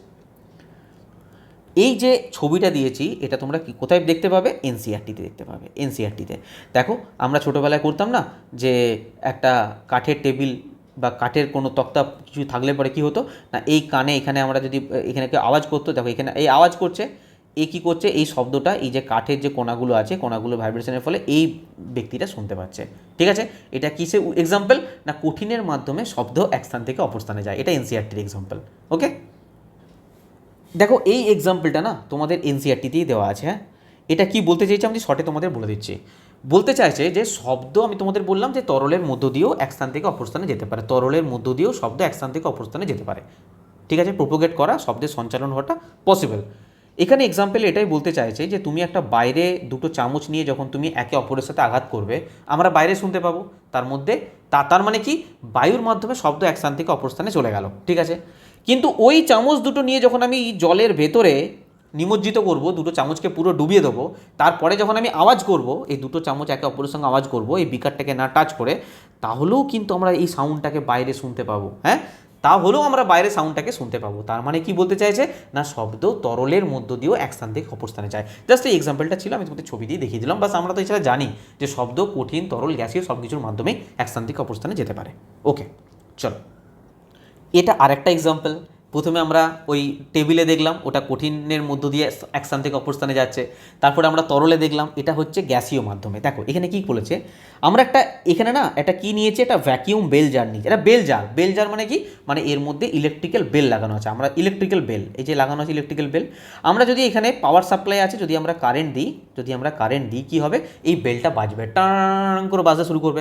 আমরা বাইরে থেকে, ধরো একটা ব্যক্তি বাইরে দাঁড়িয়ে আছে, এই বেলটা বাজলে শুনতে পাবে কি পাবে না? স্যার শুনতে পাবে, অবশ্যই শুনতে পাবে, এত জোরে বাজলে শুনতে পাবে না কেন? এবার কি করলাম, এই বেলটাকে না একটা বেল জার দিয়ে ঢেকে দিলাম, স্যার বেল জার দিয়ে ঢেকে দিলাম, ওকে। তারপরে কি করলাম, একটা ভ্যাকিউম পাম্প লাগিয়ে দিলাম, এখানে একটা ভ্যাকিউম পাম্প লাগিয়ে দিলাম। এই পাম্পের মাধ্যমে কিছু বায়ু, মানে এটার এই বেল জারটার ভেতরে যে বেল আছে ভেতরে, বাইরে বেল জার আছে, কিছু বায়ু কি করলাম না, কিছু বায়ু বাইরে নিষ্কাশিত করলাম। দেখবো যে আগে যত রানিং আমি জিনিসটা শুনতে পাচ্ছিলাম, আস্তে আস্তে আস্তে আস্তে আস্তে সেটার স্পিড কমে গেল, সেই যে সাউন্ডটা আমরা শুনতে পাচ্ছিলাম তার স্পিড কমে গেল। তারপরে কি করলাম, আরও কিছুটা বায়ু বার করলাম, দেখলাম যে আরও স্পিড কমে গেল সাউন্ডের, আমরা কম শুনতে পাচ্ছি। আরেকটু বায়ু বার করলাম, দেখলাম যে একদম ক্ষীণ শুনতে পাচ্ছি। যখন এইভাবে বায়ু ধীরে ধীরে ধীরে ধীরে ধীরে ধীরে বার করতে করতে পুরো এই বেলজারের ভেতরে বায়ুটাকে পুরো নিষ্কাশিত করে দিলাম এই ভ্যাকিউম পাম্প দিয়ে, একটা টাইমের পর দেখলাম যে আমরা ইলেকট্রিক সাপ্লাই তো হচ্ছে, ভেতরে তো বাজছে ইলেকট্রিক বেল, কিন্তু আমরা বাইরে শুনতে পাচ্ছি না। তার মানে কোথাও না কোথাও আগে যে শুনতে পাচ্ছিলাম, এর মাধ্যমে কোথাও না কোথাও এয়ার মলিকিউল ছিল, এয়ার মলিকিউলগুলো মাধ্যমের যে কণাগুলো ছিল কম্পনের ফলে কানে আসছিল। এবার যখন আমি পুরো বায়ুটাকে বার করে দিলাম, তার মানে কি এর মধ্যে এই যে বেল জার আর আমি যে দাঁড়িয়ে আছি এখানে, এর মধ্যে কোনো রকম কোনো মাধ্যম নেই। আমার বাইরে তো চারিদিকে মাধ্যম আছে, কিন্তু যেহেতু এইটা বেল জারের মধ্যে পুরোটা ঢেকে দেওয়া হয়েছে, এখানে কোনো রকম কোনো মাধ্যমের কোনা প্রবেশই করতে পারছে না। আর যদি প্রবেশ করতে না পারে, যখন এটা ভাইব্রেশন হচ্ছে, শব্দ উৎপন্ন হচ্ছে, সেই মাধ্যম যদি না পায়, তাহলে এক স্থান থেকে অপর স্থানে প্রোপোগেট করতে পারবে না, শব্দের সঞ্চালন হবে না। এটাই এক্সাম্পলে দিয়েছে, যেগুলো আমরা এতক্ষণ ধরে পড়লাম। ঠিক আছে, এটা একটা এনসিইআরটির এক্সাম্পল, জাস্ট মাথায় রাখবে ছবিটা।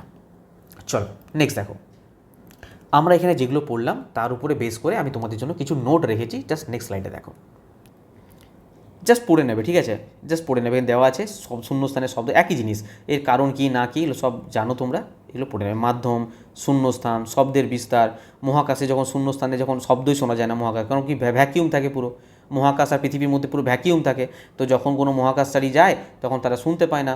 তো স্পেস স্যুটে এক ধরনের বিশেষ যন্ত্র থাকে, রেডিও কমিউনিকেশনের যন্ত্র থাকে, তার মাধ্যমে যোগাযোগ করে, বেতার তরঙ্গের মাধ্যমে, ইলেকট্রোম্যাগনেটিক ওয়েভ কাজে লাগায়। কারণ কি বেতার তরঙ্গ ভ্রমণের জন্য কোনো মাধ্যমের প্রয়োজন হয় না, তখন তার মাধ্যমে তারা কথা বলে। ওই যেগুলো পড়লাম সেগুলো এখানে লেখা আছে। ঠিক আছে, চলো। আচ্ছা, এরপরে আমরা কিছু টার্ম নিয়ে কথা বলবো। আগে আমি তোমাদের বুঝিয়ে দিই কী নিয়ে কথা বলবো। আমরা তরঙ্গ দৈর্ঘ্য পড়বো, পর্যায়কাল পড়বো, কম্পাঙ্ক পড়বো, বিস্তার পড়বো, ভেলোসিটি বা বেগ বা স্পিড সেটা পড়বো। ঠিক আছে, আমি আগে আমার মতন করে বুঝিয়ে দিই, তারপর তোমাদের সব লিখিত আকারে আছে, তোমরা দেখে নেবে। দেখো আমি হ্যাঁ দেখো, প্রথমে আমরা কি পড়বো, তরঙ্গ দৈর্ঘ্য। আমি তোমাদের কিছুক্ষণ আগেই বললাম যে আমরা শব্দকে এইভাবে ডিনোট করতে পারি, ঠিক আছে। আমি জাস্ট বোঝাচ্ছি, আমার হ্যান্ডরাইটিং জানি খুব খারাপ বা ড্রয়িং খুবই খারাপ, জাস্ট বোঝো তোমরা একটু। এতটা খারাপ হলে তো স্যার চলবে না। দেখো আমরা তরঙ্গ দৈর্ঘ্য প্রথমে পড়ছি, কি পড়ছি, তরঙ্গ দৈর্ঘ্য, এখানে লিখছি তরঙ্গ দৈর্ঘ্য। প্রথম কথা হচ্ছে তরঙ্গ দৈর্ঘ্য আমরা সেটাকেই বলবো। দেখো ওপরের এই পার্টটাকে কি বলা হয় জানো, এই যে উঠছে এই ওপরের পার্টটাকে কি বলা হয় জানো, এটাকে বলা হয় ক্রেস্ট। কি বলা হয়, ক্রেস্ট।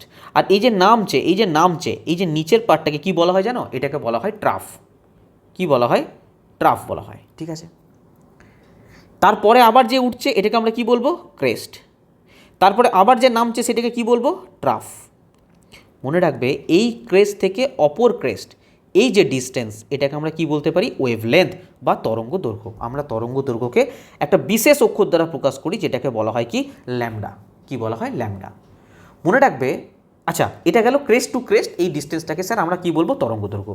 এবার আমি বলছি যে ট্রাফ টু ট্রাফ, এই যে ডিস্টেন্স, এটা তো সেম ডিস্টেন্সই হবে স্যার, তাহলে কি এটাকে আমরা ওয়েভলেন্থ বলতে পারি, অবশ্যই ওয়েভলেন্থ বলতে পারি, এটাকেও ওয়েভলেন্থ বলবো। মানে ক্রেস্ট থেকে ক্রেস্ট বা ট্রাফ থেকে ট্রাফ, ঠিক আছে, ইংলিশে বাংলাতে কি সংনমন, প্রসারণ, বিভিন্ন রকম নাম বলে। যাই হোক, এটা তোমাদের জন্য সবথেকে সোজা বুঝতে সুবিধা হবে। ক্রেস্ট থেকে ক্রেস্ট এবং ট্রাফ থেকে ট্রাফ, এর যে ডিস্টেন্স এটাকে আমরা কি বলবো, তরঙ্গ দৈর্ঘ্য, বা ইংলিশে বলবো ওয়েভলেন্থ। সব লেখা আছে, সব তোমাদেরকে দেখাবো, যেটাকে ফিল করে জিনিসটা বোঝো। এটাকে আমরা ল্যামডা দ্বারা প্রকাশ করি। এবার আমি তোমাদের একটা জিজ্ঞাসা করি যে স্যার এই তরঙ্গ দৈর্ঘ্যের ইউনিট কি হতে পারে, এর একক কি হবে? স্যার এটা কোথাও না কোথাও একটা দূরত্ব মেজার করছে আর একটা লেন্থই তো মেজার করছে, তাহলে আমরা একে মিটার ইউনিট দ্বারা প্রকাশ করতে পারি কি পারি না? হ্যাঁ স্যার, মিটার ইউনিট দ্বারা প্রকাশ করতে পারি। ব্যাস, তরঙ্গ দৈর্ঘ্য সম্বন্ধে এটুকু জানো। নেক্সট আমরা জানবো পর্যায়কাল। চলো নেক্সট দেখো। নেক্সট আমরা জানবো ফ্রিকোয়েন্সি। ফ্রিকোয়েন্সি নয়, ফ্রিকোয়েন্সির আগে পর্যায়কাল জানা প্রয়োজন আছে। আমি এইমাত্র তোমাদের কি দেখালাম না, ঠিক আছে, তোরা একটু বাড়িয়ে দিলাম এটা। হ্যাঁ, আরে আরে আরে আরে উল্টা সিধা হয়ে যাচ্ছে। ঠিক আছে, 3 4। এবার দেখো আমি কি সম্বন্ধে জানবো এখানে, পর্যায়কাল, যেটাকে ইংলিশে বলা হয় টাইম পিরিয়ড। ঠিক আছে, মনে রাখবে একটা পূর্ণ কম্পন হতে যে সময়ের প্রয়োজন হয়। স্যার পূর্ণ কম্পন বলতে এখান থেকে এই যেটা হলো এইটাকে বলা হয় পূর্ণ কম্পন। ঠিক আছে, মানে এখান থেকে এই যেটা হলো এটাকে একটা পূর্ণ কম্পন বলা হয়। আবার বলছি, এখান থেকে এই যেটা হলো এটাকে বলবো একটা পূর্ণ কম্পন। বলো এর মধ্যে কোথাও কোনো ডাউট আছে? না স্যার।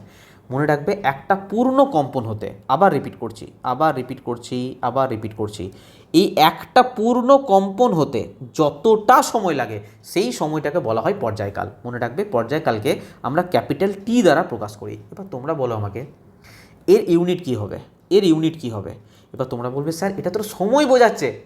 এই যে বললেন একটা পুরনো কম্পন হতে যে সময় লাগে, তো সময়ের এসআই একক কি? সেকেন্ড। আরে সেকেন্ড, ব্যাস, এটা গেল পর্যায়কাল। এবার আমি এখানেই তোমাদের ফ্রিকোয়েন্সি বোঝাবো। কি বোঝাবো? ফ্রিকোয়েন্সি। ফ্রিকোয়েন্সি মানে হচ্ছে কি বলো?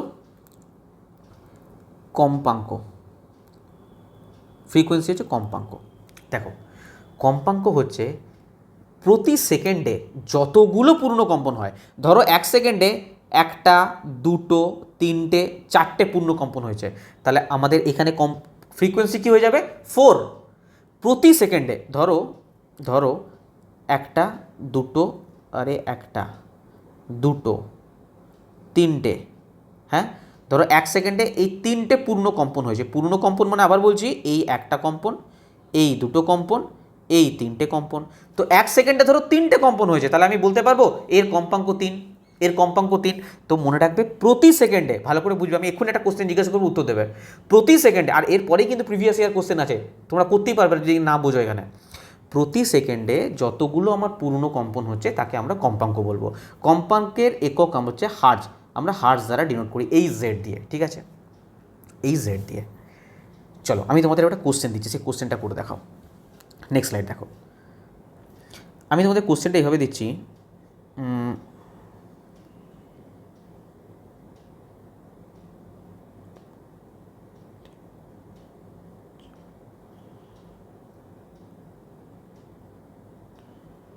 ঠিক আছে। আমি তোমাদের এখানে জিজ্ঞাসা করলাম যে এর টাইম পিরিয়ড, মানে আমি বাংলায় লিখে দিচ্ছি,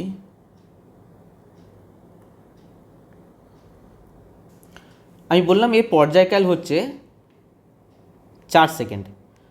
4 সেকেন্ড, ধরো হ্যাঁ 4 সেকেন্ডই মানো, ধরো এর পর্যায়কাল হচ্ছে 4 সেকেন্ড। তো বলো এর কম্পাঙ্ক কত? এর কম্পাঙ্ক কত? চলো বলো বলো। তোমরা কি জানো যে একটা পূর্ণ কম্পন হতে যে সময় লাগে সেটা হচ্ছে পর্যায়কাল। এখানে কতগুলো পূর্ণ কম্পন হয়েছে? স্যার 1টা 2টো 3টে 4টে 5টা 6টা। ভুল বললাম, আমি কম্পাঙ্কটা বলে দিচ্ছি। কম্পাঙ্কটা হচ্ছে 12। ঠিক আছে, 12 হার্জ, কম্পাঙ্ক 12 হার্জ। তো পর্যায়কাল বার করো। এখানে কী করে বার করবে? আমার 6টা টোটাল কম্পন হয়েছে, আমি কম্পাঙ্ক মানে কি জানি বললাম, প্রতি সেকেন্ডে যতগুলো কম্পন হয়। তো এই যে 6টা কম্পন হয়েছে, 6টা কম্পন হতে আমার, ধরো আমি বললাম 6টা কম্পন হতে আমার 12 সেকেন্ড টাইম লেগেছে। 6টা কম্পন হতে আমার মোট 12 সেকেন্ড টাইম লেগেছে। তো আমাকে তোমরা বলো যে এর পর্যায়কাল কী হবে? তো তোমরা তখন কি বলবে, স্যার 6টা কম্পন হয়েছে, 12 সেকেন্ড টাইম লেগেছে। আমরা পর্যায়কাল মানে কি জানি, পর্যায়কাল মানে কি জানি, যে একটা পূর্ণ কম্পন সম্পন্ন হতে কত সময় লাগবে। তো একটা কম্পন হতে কতক্ষণ সময় লাগবে না, 12/6, তার মানে হচ্ছে 2 সেকেন্ড। তো পর্যায়কাল কত আসবে, 2 সেকেন্ড। পর্যায়কাল কত আসবে, 2 সেকেন্ড। ঠিক আছে। আমি যদি বলি এর কম্পাঙ্ক বার করো, তোমরা তখন কি বলবে, স্যার কম্পাঙ্ক হচ্ছে প্রতি সেকেন্ডে যতগুলো কম্পন হয়। আরে 12 সেকেন্ডে কতগুলো কম্পন হয়েছে, 6টা পূর্ণ কম্পন হয়েছে, মানে 12 সেকেন্ডে 6টা পূর্ণ কম্পন হয়েছে। 1 সেকেন্ডে কতগুলো কম্পন হয়েছে না, 6/12, মানে 1/2, মানে বলতে পারি 0.5 হার্জ হচ্ছে এর কম্পন। এর কম্পন কত, কম্পাঙ্ক কত, 0.5 হার্জ। এটুকু বোঝা গেল। এটুকু বোঝা গেল যে পর্যায়কাল হচ্ছে একটা পূর্ণ কম্পন হতে কতক্ষণ সময় লাগছে, আর কম্পাঙ্ক হচ্ছে যে 1 সেকেন্ডে কতগুলো পূর্ণ কম্পন হয়েছে, সেটা হচ্ছে আমার কম্পাঙ্ক। আমি এখানে যদি একটা শর্টের সূত্র তোমাদের বলি, মনে রাখবে যে এত কিছু দরকার নেই, তোমরা শুধু এইটুকু মনে রাখো। আরে কি মনে রাখবে, এটা দেখো, মনে রাখবে F সমান 1/t। কী বললাম, F সমান 1/t। যদি আমাদের ফ্রিকোয়েন্সি বলে দেয়, তাহলে যদি আমরা পর্যায়কালটাকে ইনভার্স করে দিই, মানে উল্টে দিই, জাস্ট 1/t করে দিই, তাহলে আমরা কম্পাঙ্ক পেয়ে যাবো। যেমন ধরো আমি এখানে টাইম পিরিয়ড কত পেয়েছিলাম, 2 পেয়েছিলাম, তো আমরা ফ্রিকোয়েন্সি কী করে বার করবো, 1/2, দেখো 0.5 হার্জ। হ্যাঁ, আমার এত কিছু কাহানি করার প্রয়োজন পড়বে, আমরা জাস্ট 0.5 হার্জ এখান থেকে ডাইরেক্ট পেয়ে যেতে পারবো। তো ফর্মুলা মনে রাখবে F সমান 1/t। জাস্ট রিলেশনটা বোঝানোর জন্য আমি তোমাদের বোঝালাম জিনিসটা। ওকে, ক্লিয়ার।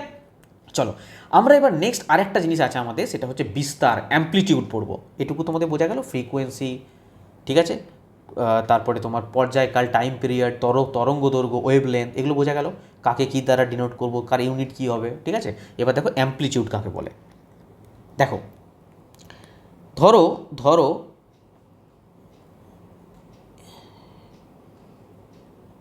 ঠিক আছে, এরকম যাচ্ছে।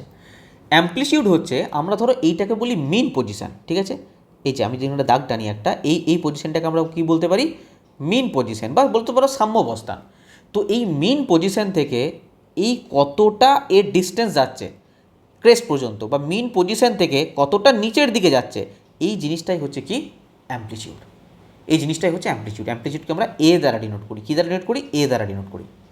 তো সিম্পল মনে রাখবে যে সাম্যাবস্থা বা ইকুইলিব্রিয়াম পজিশন থেকে, মিন পজিশন থেকে, ইকুইলিব্রিয়াম পজিশন থেকে এই যে কোণাটা কতটা ওপরে যাচ্ছে, মাধ্যমের কোণাগুলো তো অ্যাকচুয়ালি ভাইব্রেশন হচ্ছে এখানে, তো কতটা সর্বোচ্চ দূরত্বে যাচ্ছে এবং কতটা সর্বনিম্ন দূরত্বে যাচ্ছে, এই জিনিসটাই হচ্ছে অ্যাম্পলিটিউড।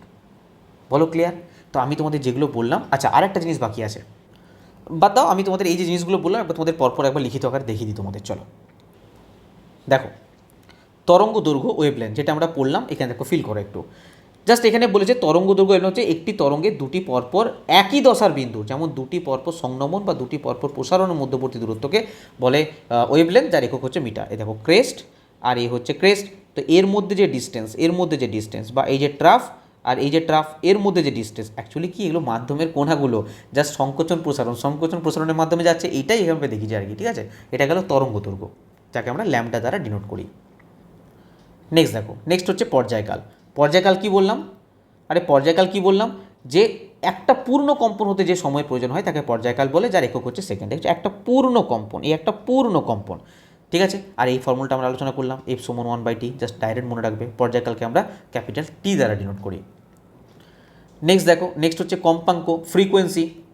কম্পাঙ্ক যারা আমরা F দ্বারা ডিনোট করি, কিন্তু এর একক হচ্ছে হার্জ। প্রতি সেকেন্ডে যতগুলো পূর্ণ কম্পন সম্পন্ন হয়, প্রতি সেকেন্ডে যতগুলো পূর্ণ কম্পন হয়, যতগুলো, যেমন দেখো এখানে কতগুলো পূর্ণ কম্পন হয়েছে, একটা দুটো তিনটে চারটে, মানে 1 সেকেন্ডে 4টে কম্পন হয়েছে, তার মানে এর কম্পাঙ্ক কত, 4 হার্জ। এর দেখো একটা দুটো তিনটে চারটে পাঁচটা ছটা, তার মানে এই পুরোটা জয়েন হতো, তাহলে এর কটা কম্পন হয়েছে, 1 সেকেন্ডে 6টা, তাহলে এর কম্পাঙ্ক হচ্ছে 6 হার্জ। একে আমরা পর্যায়কালের সাথে সম্পর্ক হচ্ছে F সমান 1/t, আগেও আমরা পড়লাম এটা। চলো নেক্সট দেখো, অ্যাম্পলিটিউড বা বিস্তার। নেক্সট হচ্ছে বিস্তার।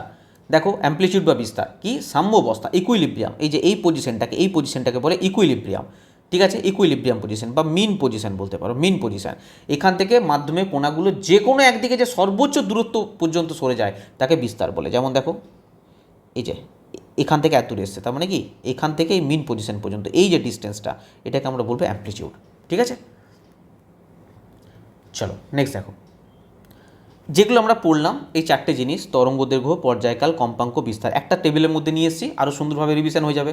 তরঙ্গকে আমরা ল্যামডা দ্বারা ডিনোট করি, পর্যায়কালকে ক্যাপিটাল টি, কম্পাঙ্ককে এফ, আর বিস্তারকে আমরা এ দ্বারা ডিনোট করি। ল্যামডার একক হচ্ছে মিটার, পর্যায়কালের সেকেন্ড, কম্পাঙ্কর হার্টজ, আর বিস্তারের হচ্ছে মিটার। ঠিক আছে, জাস্ট এই ছকটা মনে রাখবে, তোমাদের হয়ে যাবে কাজ। দেখো, তরঙ্গ দৈর্ঘ্যের সঙ্গে না বেগের কিছু সম্পর্ক তোমরা জাস্ট মনে রাখো। কোনো নির্দিষ্ট মাধ্যমে যদি শব্দের বেগ সবসময় স্থির থাকে, যদি তাপমাত্রা চাপের পরিবর্তন না হয়, তাহলে কি হয়, নির্দিষ্ট মাধ্যমে শব্দের বেগ ফিক্স থাকে। তো তরঙ্গ দৈর্ঘ্য আর কম্পাঙ্কের মধ্যে সম্পর্কটা মনে রাখবে, এইটুকু মনে রাখবে, ভি সমান এফ ইন্টু ল্যামডা। মানে কি, বেগ যদি বার করতে দেয় তাহলে তুমি কম্পাঙ্ক আর তরঙ্গ দৈর্ঘ্যের যদি গুণ করে দাও, তাহলে তোমাদের কি বেরিয়ে যাবে, শব্দের বেগ বেরিয়ে যাবে। ঠিক আছে, এটা মাথায় রাখবে। আবার বলছি, বেগ হচ্ছে শব্দের কম্পাঙ্ক আর তরঙ্গ দৈর্ঘ্যের গুণফল হচ্ছে কি, শব্দের বেগ বের করার ফর্মুলা। এটা মাথায় রাখবে। ঠিক আছে, জাস্ট এখানে কিছু ইম্পর্টেন্ট পয়েন্ট মনে রাখবে, গুরুত্বপূর্ণ বিষয় আমি তোদের পয়েন্ট করে দিয়ে দিয়েছি। মাধ্যমের ভূমিকা, যদি শব্দের বেগ মাধ্যমের প্রকৃতির উপর শব্দের বেগ আমরা জানি সবসময় মাধ্যমের প্রকৃতির উপর নির্ভর করে।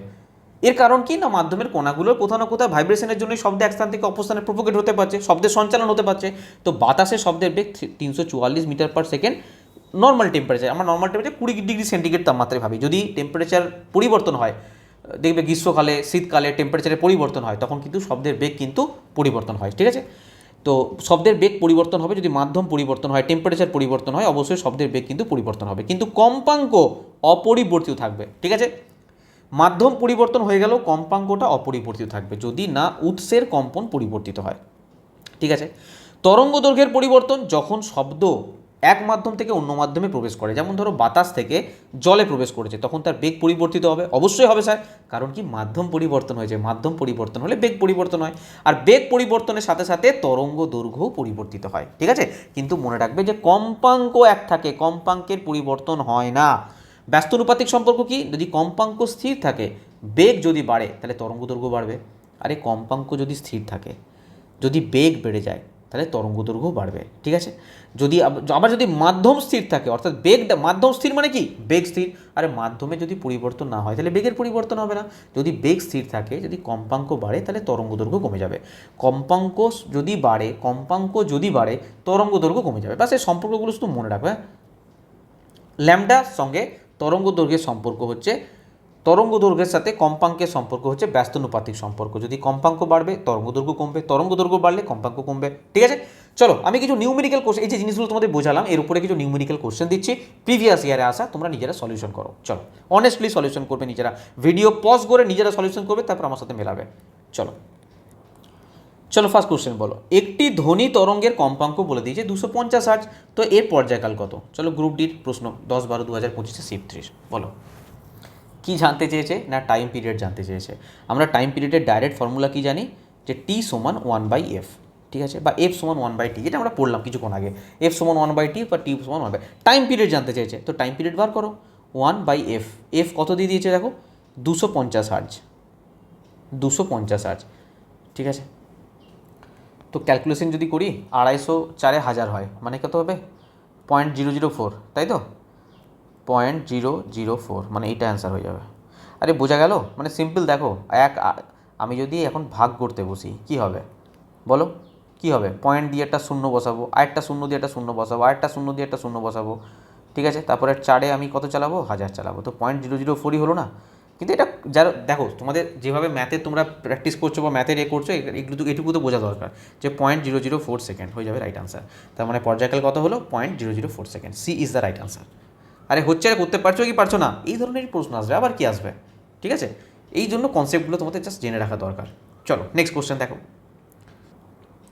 এখানে বলছে, একটি ধ্বনি তরঙ্গের কম্পাঙ্ক 2 কিলো হার্টজ দিয়েছে, তরঙ্গ দৈর্ঘ্য 45 সেন্টিমিটার, 1.8 কিলোমিটার দূরত্ব অতিক্রম করতে এটি কত সময় নেবে। প্রথম কথা হচ্ছে, এককগুলোকে একটু চেঞ্জ করা প্রয়োজন, কারণ এটা এসআই ইউনিটে কাজ করছি। 2 কিলো হার্টজ, 1 কিলো হার্টজ মানে 1000 হার্টজ, 2 কিলো হার্টজ মানে কত হবে বলো, 2 কিলো হার্টজ মানে 2000 হার্টজ হবে। কত হবে, 2000 হার্টজ। ঠিক আছে, 45 সেন্টিমিটার যদি মিটারে করতে যাই, 0.45 মিটার হয়ে যাবে। এবার বলো, কি জানতে চেয়েছে, অতিক্রম করতে এটা কত সময় নেবে, সময় জানতে চেয়েছে। বলো, আমরা টাইম সমান কি জানি, টাইম সমান জানি ডিস্টেন্স বাই স্পিড। ঠিক আছে, ডিস্টেন্স বাই স্পিড। তো এখানে ডিস্টেন্স কি কিছু দিয়েছে, হ্যাঁ 0.45 সেন্টিমিটার। দেখো প্রথম কথা এখানে না আমাদের ডিস্টেন্স দিয়েছে 1.8 দিয়ে দিয়েছে, ঠিক আছে, 1.8 কিলোমিটার। তো আমাকে প্রথমত বার করতে হবে কি, এটা স্পিড বার করতে হবে, স্পিড কোথাও দেওয়া নেই। তো স্পিড সমান আমরা কি পড়লাম, ভেলোসিটি বা স্পিড কি পড়লাম, এফ ইন্টু ল্যামডা, মানে কি কম্পাঙ্ক ইন্টু তরঙ্গ দৈর্ঘ্য। আরে পড়লাম কি পড়লাম না বলো, এফ ইন্টু ল্যামডা, ভেলোসিটি বলুক স্পিড বলুক, এফ ইন্টু ল্যামডা। তো এফ কত, এফ হচ্ছে 2000 হার্টজ, 2000 হার্টজ, 2 কিলো হার্টজটাকে আমরা 2000 বার করেছি। আর ল্যামডা তরঙ্গ দৈর্ঘ্য কত, 45 সেন্টিমিটার, মানে 0.45। তো 0.45 করে দাও এটা, ঠিক আছে, মিটার। তো ক্যালকুলেশন যদি করি, এখানে যদি আমি দুটো শূন্য নিয়ে নিই, দুটো শূন্য দিয়ে কেটে দিই, 45 দিয়ে কত বলো, 90, মানে হচ্ছে 900, ঠিক আছে, 900 মিটার পার সেকেন্ড। স্পিড হচ্ছে 900 মিটার পার সেকেন্ড। তো দেখো আমার ডিস্টেন্স কত দিয়েছে, ডিস্টেন্স দিয়েছে 1.8 কিলোমিটার। 1.8 কিলোমিটার মানে কত, কত কত মিটার বলো, 1.8 কিলোমিটার মানে 1800 মিটার। আরে এটা এসআই করে নিলাম, 1800 মিটার, ঠিক আছে। তো 1800 মিটার। আর স্পিড কত দিয়েছে, স্পিড হচ্ছে 900। তো কাটাকুটি করলে কত হবে, 2 সেকেন্ড, 2 সেকেন্ড, তো 2 সেকেন্ড হয়ে যাবে, right answer, D is the right answer. এছাড়া মুখে মুখে হতো, দেখো স্পিড হচ্ছে 900 মিটার পার সেকেন্ড, মানে 1 সেকেন্ডে 900 মিটার যায়। তো 1800 মিটার যেতে কত হবে, 2 সেকেন্ড লাগবে, ডবল লাগবে। আরে 1 সেকেন্ডে 900 মিটার, 2 সেকেন্ডে 1800 মিটার, তো 2 সেকেন্ড ডাইরেক্ট আনসার করো। এত ক্যালকুলেশন করারই প্রয়োজন কী আছে, পরীক্ষার সময় এত ক্যালকুলেশন করলে হবে না। তো জাস্ট আমাদের এইটুকু জানতে হবে, শুধুমাত্র এইটুকু ক্যালকুলেশন জানতে হবে, ঠিক আছে। বাকি তো তোমরা ম্যাথ জানোই। নেক্সট কোশ্চেন বলছে একটি ধ্বনি তরঙ্গের কম্পাঙ্ক হচ্ছে 1600 হার্টজ। যদি তরঙ্গটির তরঙ্গ দৈর্ঘ্য 0.2 মিটার হয়, তবে তরঙ্গের গতিবেগ কত। আবার সেই গতিবেগ দিয়েছে। তো স্পিড সমান কি বললাম, এফ ইন্টু ল্যামডা। তো এখানে ফ্রিকোয়েন্সি কত দিয়ে দিয়েছে, 16 হার্টজ দিয়ে দিয়েছে। তো এসআইতেই আছে। তরঙ্গ দৈর্ঘ্য দেখো মিটারে দিয়ে দিয়েছে 0.2 মিটার, তো চেঞ্জ করার কোনো প্রয়োজন নেই, শুধুমাত্র এটাকে উঠিয়ে 10 করে দাও। এটা কী হবে, 16 দুয়ে 32, মানে 320 metre per second. 320 metre per second, বলো এর মধ্যে কী সমস্যা আছে, 320 মিটার পার সেকেন্ড। দেখো এখানে 32 মিটার পার সেকেন্ড আছে, খুব সাবধানে অ্যান্সার করবে। হ্যাঁ, এটা তো আরআরবি গ্রুপ ডি 2025-এরই প্রশ্ন, ঠিক আছে। চলো নেক্সট কোশ্চেন দেখো। বলছে যদি ধ্বনি তরঙ্গের কম্পাঙ্ক বেড়ে যায়, তার বেগ যদি স্থির থাকে, তাহলে তরঙ্গ দৈর্ঘ্য কী হবে। আমি কি বললাম, ব্যস্তানুপাতিক সম্পর্ক। কম্পাঙ্ক যদি বেড়ে যায়, তাহলে তরঙ্গ দৈর্ঘ্য কমে যাবে, ডিক্রিজ হয়ে যাবে। দেখো কিছুক্ষণ আগে পড়ালাম, কি পড়া দেখো, গ্রুপ ডি 2025-এ আসা প্রশ্ন, কিছুক্ষণ আগেই তোমাদের বললাম, ঠিক আছে। এছাড়াও এই জিনিসটাকে এইভাবেও তোমরা ফিল করতে পারো যে তরঙ্গ দৈর্ঘ্যের কম্পাঙ্ক যদি বেড়ে যায়, বেগ, আমরা এইমাত্র বললাম যে স্পিড বা ভেলোসিটি যাই বলো, এটা সমান হচ্ছে কি কম্পাঙ্ক ইন্টু তরঙ্গ দৈর্ঘ্য। এবার একটা জিনিস ভাবো, বেগ যদি স্থির থাকে, বেগ যদি স্থির থাকে, যদি কম্পাঙ্ক বেড়ে যায়, যদি এই কম্পাঙ্ক বেড়ে যায়, তাহলে তরঙ্গ দৈর্ঘ্যটা তো কমতে হবে। সাপোজ ধরো আমি বলছি যে ভেলোসিটি ধরো এদিকে আছে 20, ঠিক আছে, না 20 না, আমি মানলাম 16, ভেলোসিটি মানলাম 16। তো আমার 16 কীভাবে হয়েছিল না, 4 4-16 হয়েছিল, ঠিক আছে। আমার এখন কি করেছে, কম্পাঙ্ক বেড়ে গেছে, তো কম্পাঙ্কটা 4 থেকে বেড়ে 8 হয়ে গেছে, 4 থেকে বেড়ে 8 হয়ে গেছে। তাহলে আমার তরঙ্গ দৈর্ঘ্যটা কী হবে, আমি তরঙ্গ দৈর্ঘ্য 4 রাখতে পারবো স্যার, 4 রাখলে তো 32 হয়ে যাবে, আছে তোমার 16, তাহলে নিশ্চয়ই। তো এটা যখন বেড়েছে তখন এটাকে কমিয়ে দিই, 4-এর জায়গায় 2, দেখো 8 দুগুণে 16 আসছে কি আসছে না, 8 দুগুণে 16 আসছে কি আসছে না। তো একটা বাড়লে একটা কমবে, তরঙ্গ দৈর্ঘ্য যদি এখানে কমে যায়, তাহলে ফ্রিকোয়েন্সি বাড়বে, ফ্রিকোয়েন্সি বাড়লে তরঙ্গ দৈর্ঘ্য কমবে। ব্যস্তানুপাতিক, মানে ডাইরেক্ট মনে রাখো, ব্যস্তানুপাতিক সম্পর্ক কমে যাবে, ঠিক আছে, বা এইভাবেও তোমরা এটাকে ফিল করতে পারো। চলো নেক্সট কোশ্চেন দেখো। এখানে বলছে একটি ধ্বনি তরঙ্গের কম্পাঙ্ক বলে দিয়েছে 4 কিলো হার্জ, মানে কি 4 কিলো হার্জ মানে 4000 হার্জ। আর তরঙ্গ দৈর্ঘ্য 40 সেন্টিমিটার, 40 সেন্টিমিটার মানে কত বলো, 0.4 মিটার, 0.4 মিটার। তো বলছে 3.2 কিলোমিটার, 3.2 কিলোমিটার মানে 3200 মিটার দূরত্ব অতিক্রম করতে কত সময় লাগবে, সময় জানতে চেয়েছে। তো টাইম সমান আমরা কি জানি, ডিস্টেন্স বাই স্পিড, ঠিক আছে। ডিস্টেন্স বলে দিয়েছে 3200 মিটার, স্পিড আমরা জানি কি স্যার, স্পিড আমরা জানি না। তো স্পিড সমান আমরা কি জানি বলো, কম্পাঙ্ক ইন্টু তরঙ্গ দৈর্ঘ্য। তো কম্পাঙ্ক বলেছে 4 কিলো হার্জ, 4 কিলো হার্জ মানে কত, 4000 হার্জ। আর ল্যামডা তরঙ্গ দৈর্ঘ্য কত বলে দিয়েছে, 0.4। আচ্ছা একটা কাজ করো, 40 সেন্টিমিটার, তো অ্যাকচুয়ালি আমরা মিটারে কী করে করি, এখানে চেঞ্জ করার প্রয়োজন নেই, তাহলে কাটাকুটি করতে সুবিধা হবে। 40 সেন্টিমিটার আমরা 100 দিয়ে ভাগ করে মিটারে করি, তো 100 দিয়ে ভাগ করে দাও। তো দেখো 0 0 2 শূন্য কেটে গেল, তার মানে কি 1600 মিটার পার সেকেন্ড, এটা স্পিড হয়ে গেল। তো স্পিড বসিয়ে দাও এখানে, 1600 মিটার পার সেকেন্ড, কাটাকুটি করো, 2 সেকেন্ড হয়ে যাবে, রাইট আনসার। তো 2 সেকেন্ডে মারো tick, C is the right answer. কতক্ষণ লাগবে করতে, কতক্ষণ লাগবে, বা এখানে মুখে মুখে হয়ে যাবে, 1 সেকেন্ডে 1600 মিটার যায়, তো 3200 মিটার যেতে 2 সেকেন্ড সময় লাগবে। আরে হচ্ছে না, এলবিতে আসা প্রশ্ন দেখো, এলবিতে আসা প্রশ্ন, সেম প্রশ্ন দেখো। এই জন্য বলি যে প্রিভিয়াস ইয়ারের উপর বেশি ফোকাস করো, যখনই চ্যাপ্টার ওয়াইজ পড়ে প্রিভিয়াসের উপর ফোকাস করো, ঠিক আছে? এগুলো তোমার কনসেপ্ট ক্লিয়ার করবে যত বেশি কোশ্চেন করবে। চলো নেক্সট, যদি এটা না পারো নেক্সট কোশ্চেনটা করে দেখাও দেখি। বলছে একটি মাধ্যমে একটি ধ্বনি তরঙ্গের তরঙ্গ দৈর্ঘ্য কত, তরঙ্গ দৈর্ঘ্য জানতে চেয়েছে, যার কম্পাঙ্ক বলে দিয়েছে 840 আর্জ এবং বেগ বলে দিয়েছে 380।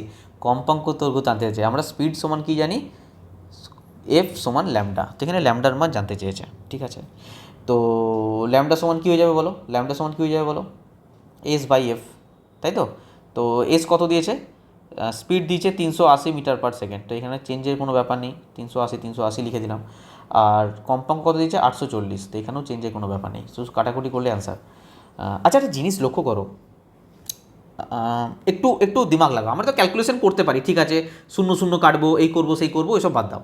আমি তোমাদের এখানে একটা জিনিস বলি, দেখো ওপরের মানটা কম আছে না নিচের মানটা কম আছে? স্যার ওপরের মানটা কম আর নিচের মানটা বেশি। আমি যেরকমই ক্যালকুলেশন করি একের থেকে কম আসবে না, আসবে না। আর একের থেকে কম দেখো একটা অ্যান্সার আছে, একটু দিমাগ লাগাবে, একটু দিমাগ লাগাবে, হট করে ক্যালকুলেশন শুরু করে দিও না।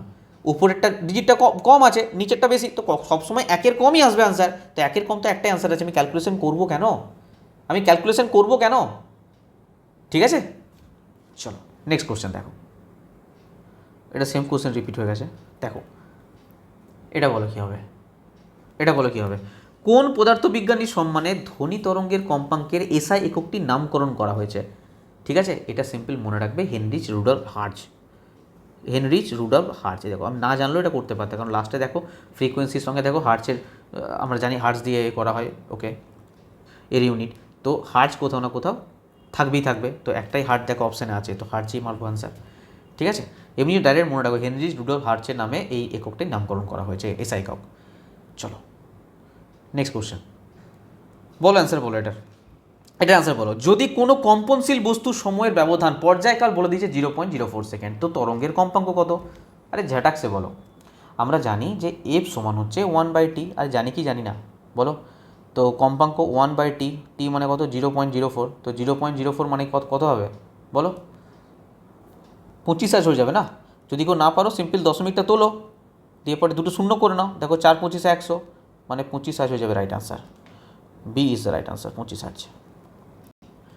দেখো ভিডিও একটু বড় হবে অতি অবশ্যই, কারণ আমাদের কাছে সময় কম আছে, এর মধ্যে আমাদেরকে অনেক কিছু করতে হবে। তো তোমরা কিন্তু আমার সাথে আমি যেভাবে পরিশ্রম করবো আমার সঙ্গে সেভাবে পরিশ্রম করতে থাকো, তোমাদের সিলেবাস কখন শেষ হয়ে যাবে তোমরা নিজেরাও বুঝতে পারবে না, ঠিক আছে? কেউ করো না কি স্যার ভিডিও অনেক বড়, আমাদের এতক্ষণ ধৈর্য থাকছে না, থাকছে না, তার ধৈর্য থাকছে না, তাদের তো এমনি সিলেকশনের বাইরে, ধৈর্য তো রাখতেই হবে, ঠিক আছে? তো ক্লাস কেমন লাগছে তোমরা বলো? যতটা সম্ভব আমি তোমাদেরকে সম্পূর্ণ সাহায্য করে, দেখো যেখানে যেখানে নিউমেরিক্যাল করানোর দরকার আছে, যেখানে যেখানে তোমাদের কনসেপ্ট ক্লিয়ার দরকার আছে, আমি সম্পূর্ণ চেষ্টা করছি। আর তোমাদের জানিয়ে রাখি, যদি কেউ আমাদের ডাইরেক্ট ব্যাচে আসতে চাও, ডাইরেক্ট ব্যাচে চলে এসো, এখানে টোটাল সিলেবাস পুরো কমপ্লিট অবস্থায় পাবে। যাদের মনে হচ্ছে সিলেবাস আমরা তাড়াতাড়ি স্যার কমপ্লিট করতে চাই, পুরো টোটাল সিলেবাস তোমরা এখানে কমপ্লিট পেয়ে যাবে। এর মধ্যে ফিজিক্স, কেমিস্ট্রি, বায়োলজি সমস্ত পেয়ে যাবে, ঠিক আছে? তার সঙ্গে সঙ্গে গ্রুপ ডি যে 101টা রিসেন্ট 2025-26 গ্রুপ ডি সলিউশন, তার ক্লাস কন্টিনিউ চলছে। প্রত্যেকটা কোশ্চেন, প্রত্যেকটা শিফট ধরে ডিটেলস আলোচনা করা হচ্ছে, চ্যাপ্টার ওয়াইজ মক টেস্ট, তার পুরো অ্যানালাইসিস, প্রিন্টেবল পিডিএফ, এভরিথিং তোমরা পেয়ে যাবে মাত্র 399 টাকা, আপ টু এক্সাম পর্যন্ত ভ্যালিডিটি থাকবে। এবং সিলেকশন ব্যাচ, যদি কেউ চাও যে আমি পুরো ব্যাচটা নিতে চাই স্যার, সায়েন্সের ব্যাচের সঙ্গে সায়েন্সের ব্যাচে, এক মিনিট জাস্ট 1 মিনিট, সরি, সায়েন্সের ব্যাচের সঙ্গে সঙ্গে তোমরা যদি মনে করো স্যার আমরা ম্যাথামেটিক্স, রিজনিং, জিকেরও আমরা স্যার ভিওডি ব্যাচ নিয়ে নেবো, তো টোটাল 699। আর এর বাইরে না আমি না এখানে না তোমাদের এই ব্যাচটা নিলে কারেন্ট অ্যাফেয়ার্স আলাদা করে নেওয়ার প্রয়োজন নেই। কারেন্ট অ্যাফেয়ার্স নিয়ে অনেকে পাগল হচ্ছে না যে স্যার কোথা থেকে পড়বো না পড়বো, আমাদের যে স্পিডি পাবলিকেশন থেকে পুরো 1 বছরের কারেন্ট অ্যাফেয়ার্স বানানো আছে, এর মধ্যে দেওয়া থাকবে, স্ট্যাটিক জিকের মধ্যে দেওয়া থাকবে, হিস্ট্রি সমস্ত কিছুর মধ্যে থাকবে, 699 টাকায় আপ টু এক্সাম পর্যন্ত ভ্যালিডি থাকবে। তোমরা এই কোর্সটাও নিয়ে নিতে পারো, ঠিক আছে? আর এই যে কারেন্ট অ্যাফেয়ার্স যেটা বললাম, এর বাইরে তোমাদেরকে কারেন্ট অ্যাফেয়ার্স ফলো করার প্রয়োজন পড়বে না। স্পিডি পাবলিকেশন থেকে ম্যাক্সিমাম কোশ্চেন আসে, স্টুডেন্টরা প্রচুর কমন পায়। তোমরা স্পিডি পাবলিকেশন পড়ো, ইংলিশ চাইলে ইংলিশে পড়ো, হিন্দিতে চাইলে হিন্দিতে পড়ো, আর যদি বাংলায় চাও বাংলায় আমাদের বুঝতে অনেক বেশি সুবিধা হয়, বাংলাতে আমরা এক্সাম দিতে পারি। সেই জন্য 1 জুন 2025 থেকে 1 জুন 2026 পর্যন্ত আমাদের আপডেট করা আছে, মাত্র 99 টাকা প্রাইস আছে, তোমরা আরামসে এই বইটা পড়তে পারো। একদম টপিক ওয়াইজ অনলাইনের সমস্ত কিছু দেওয়া আছে, ঠিক আছে?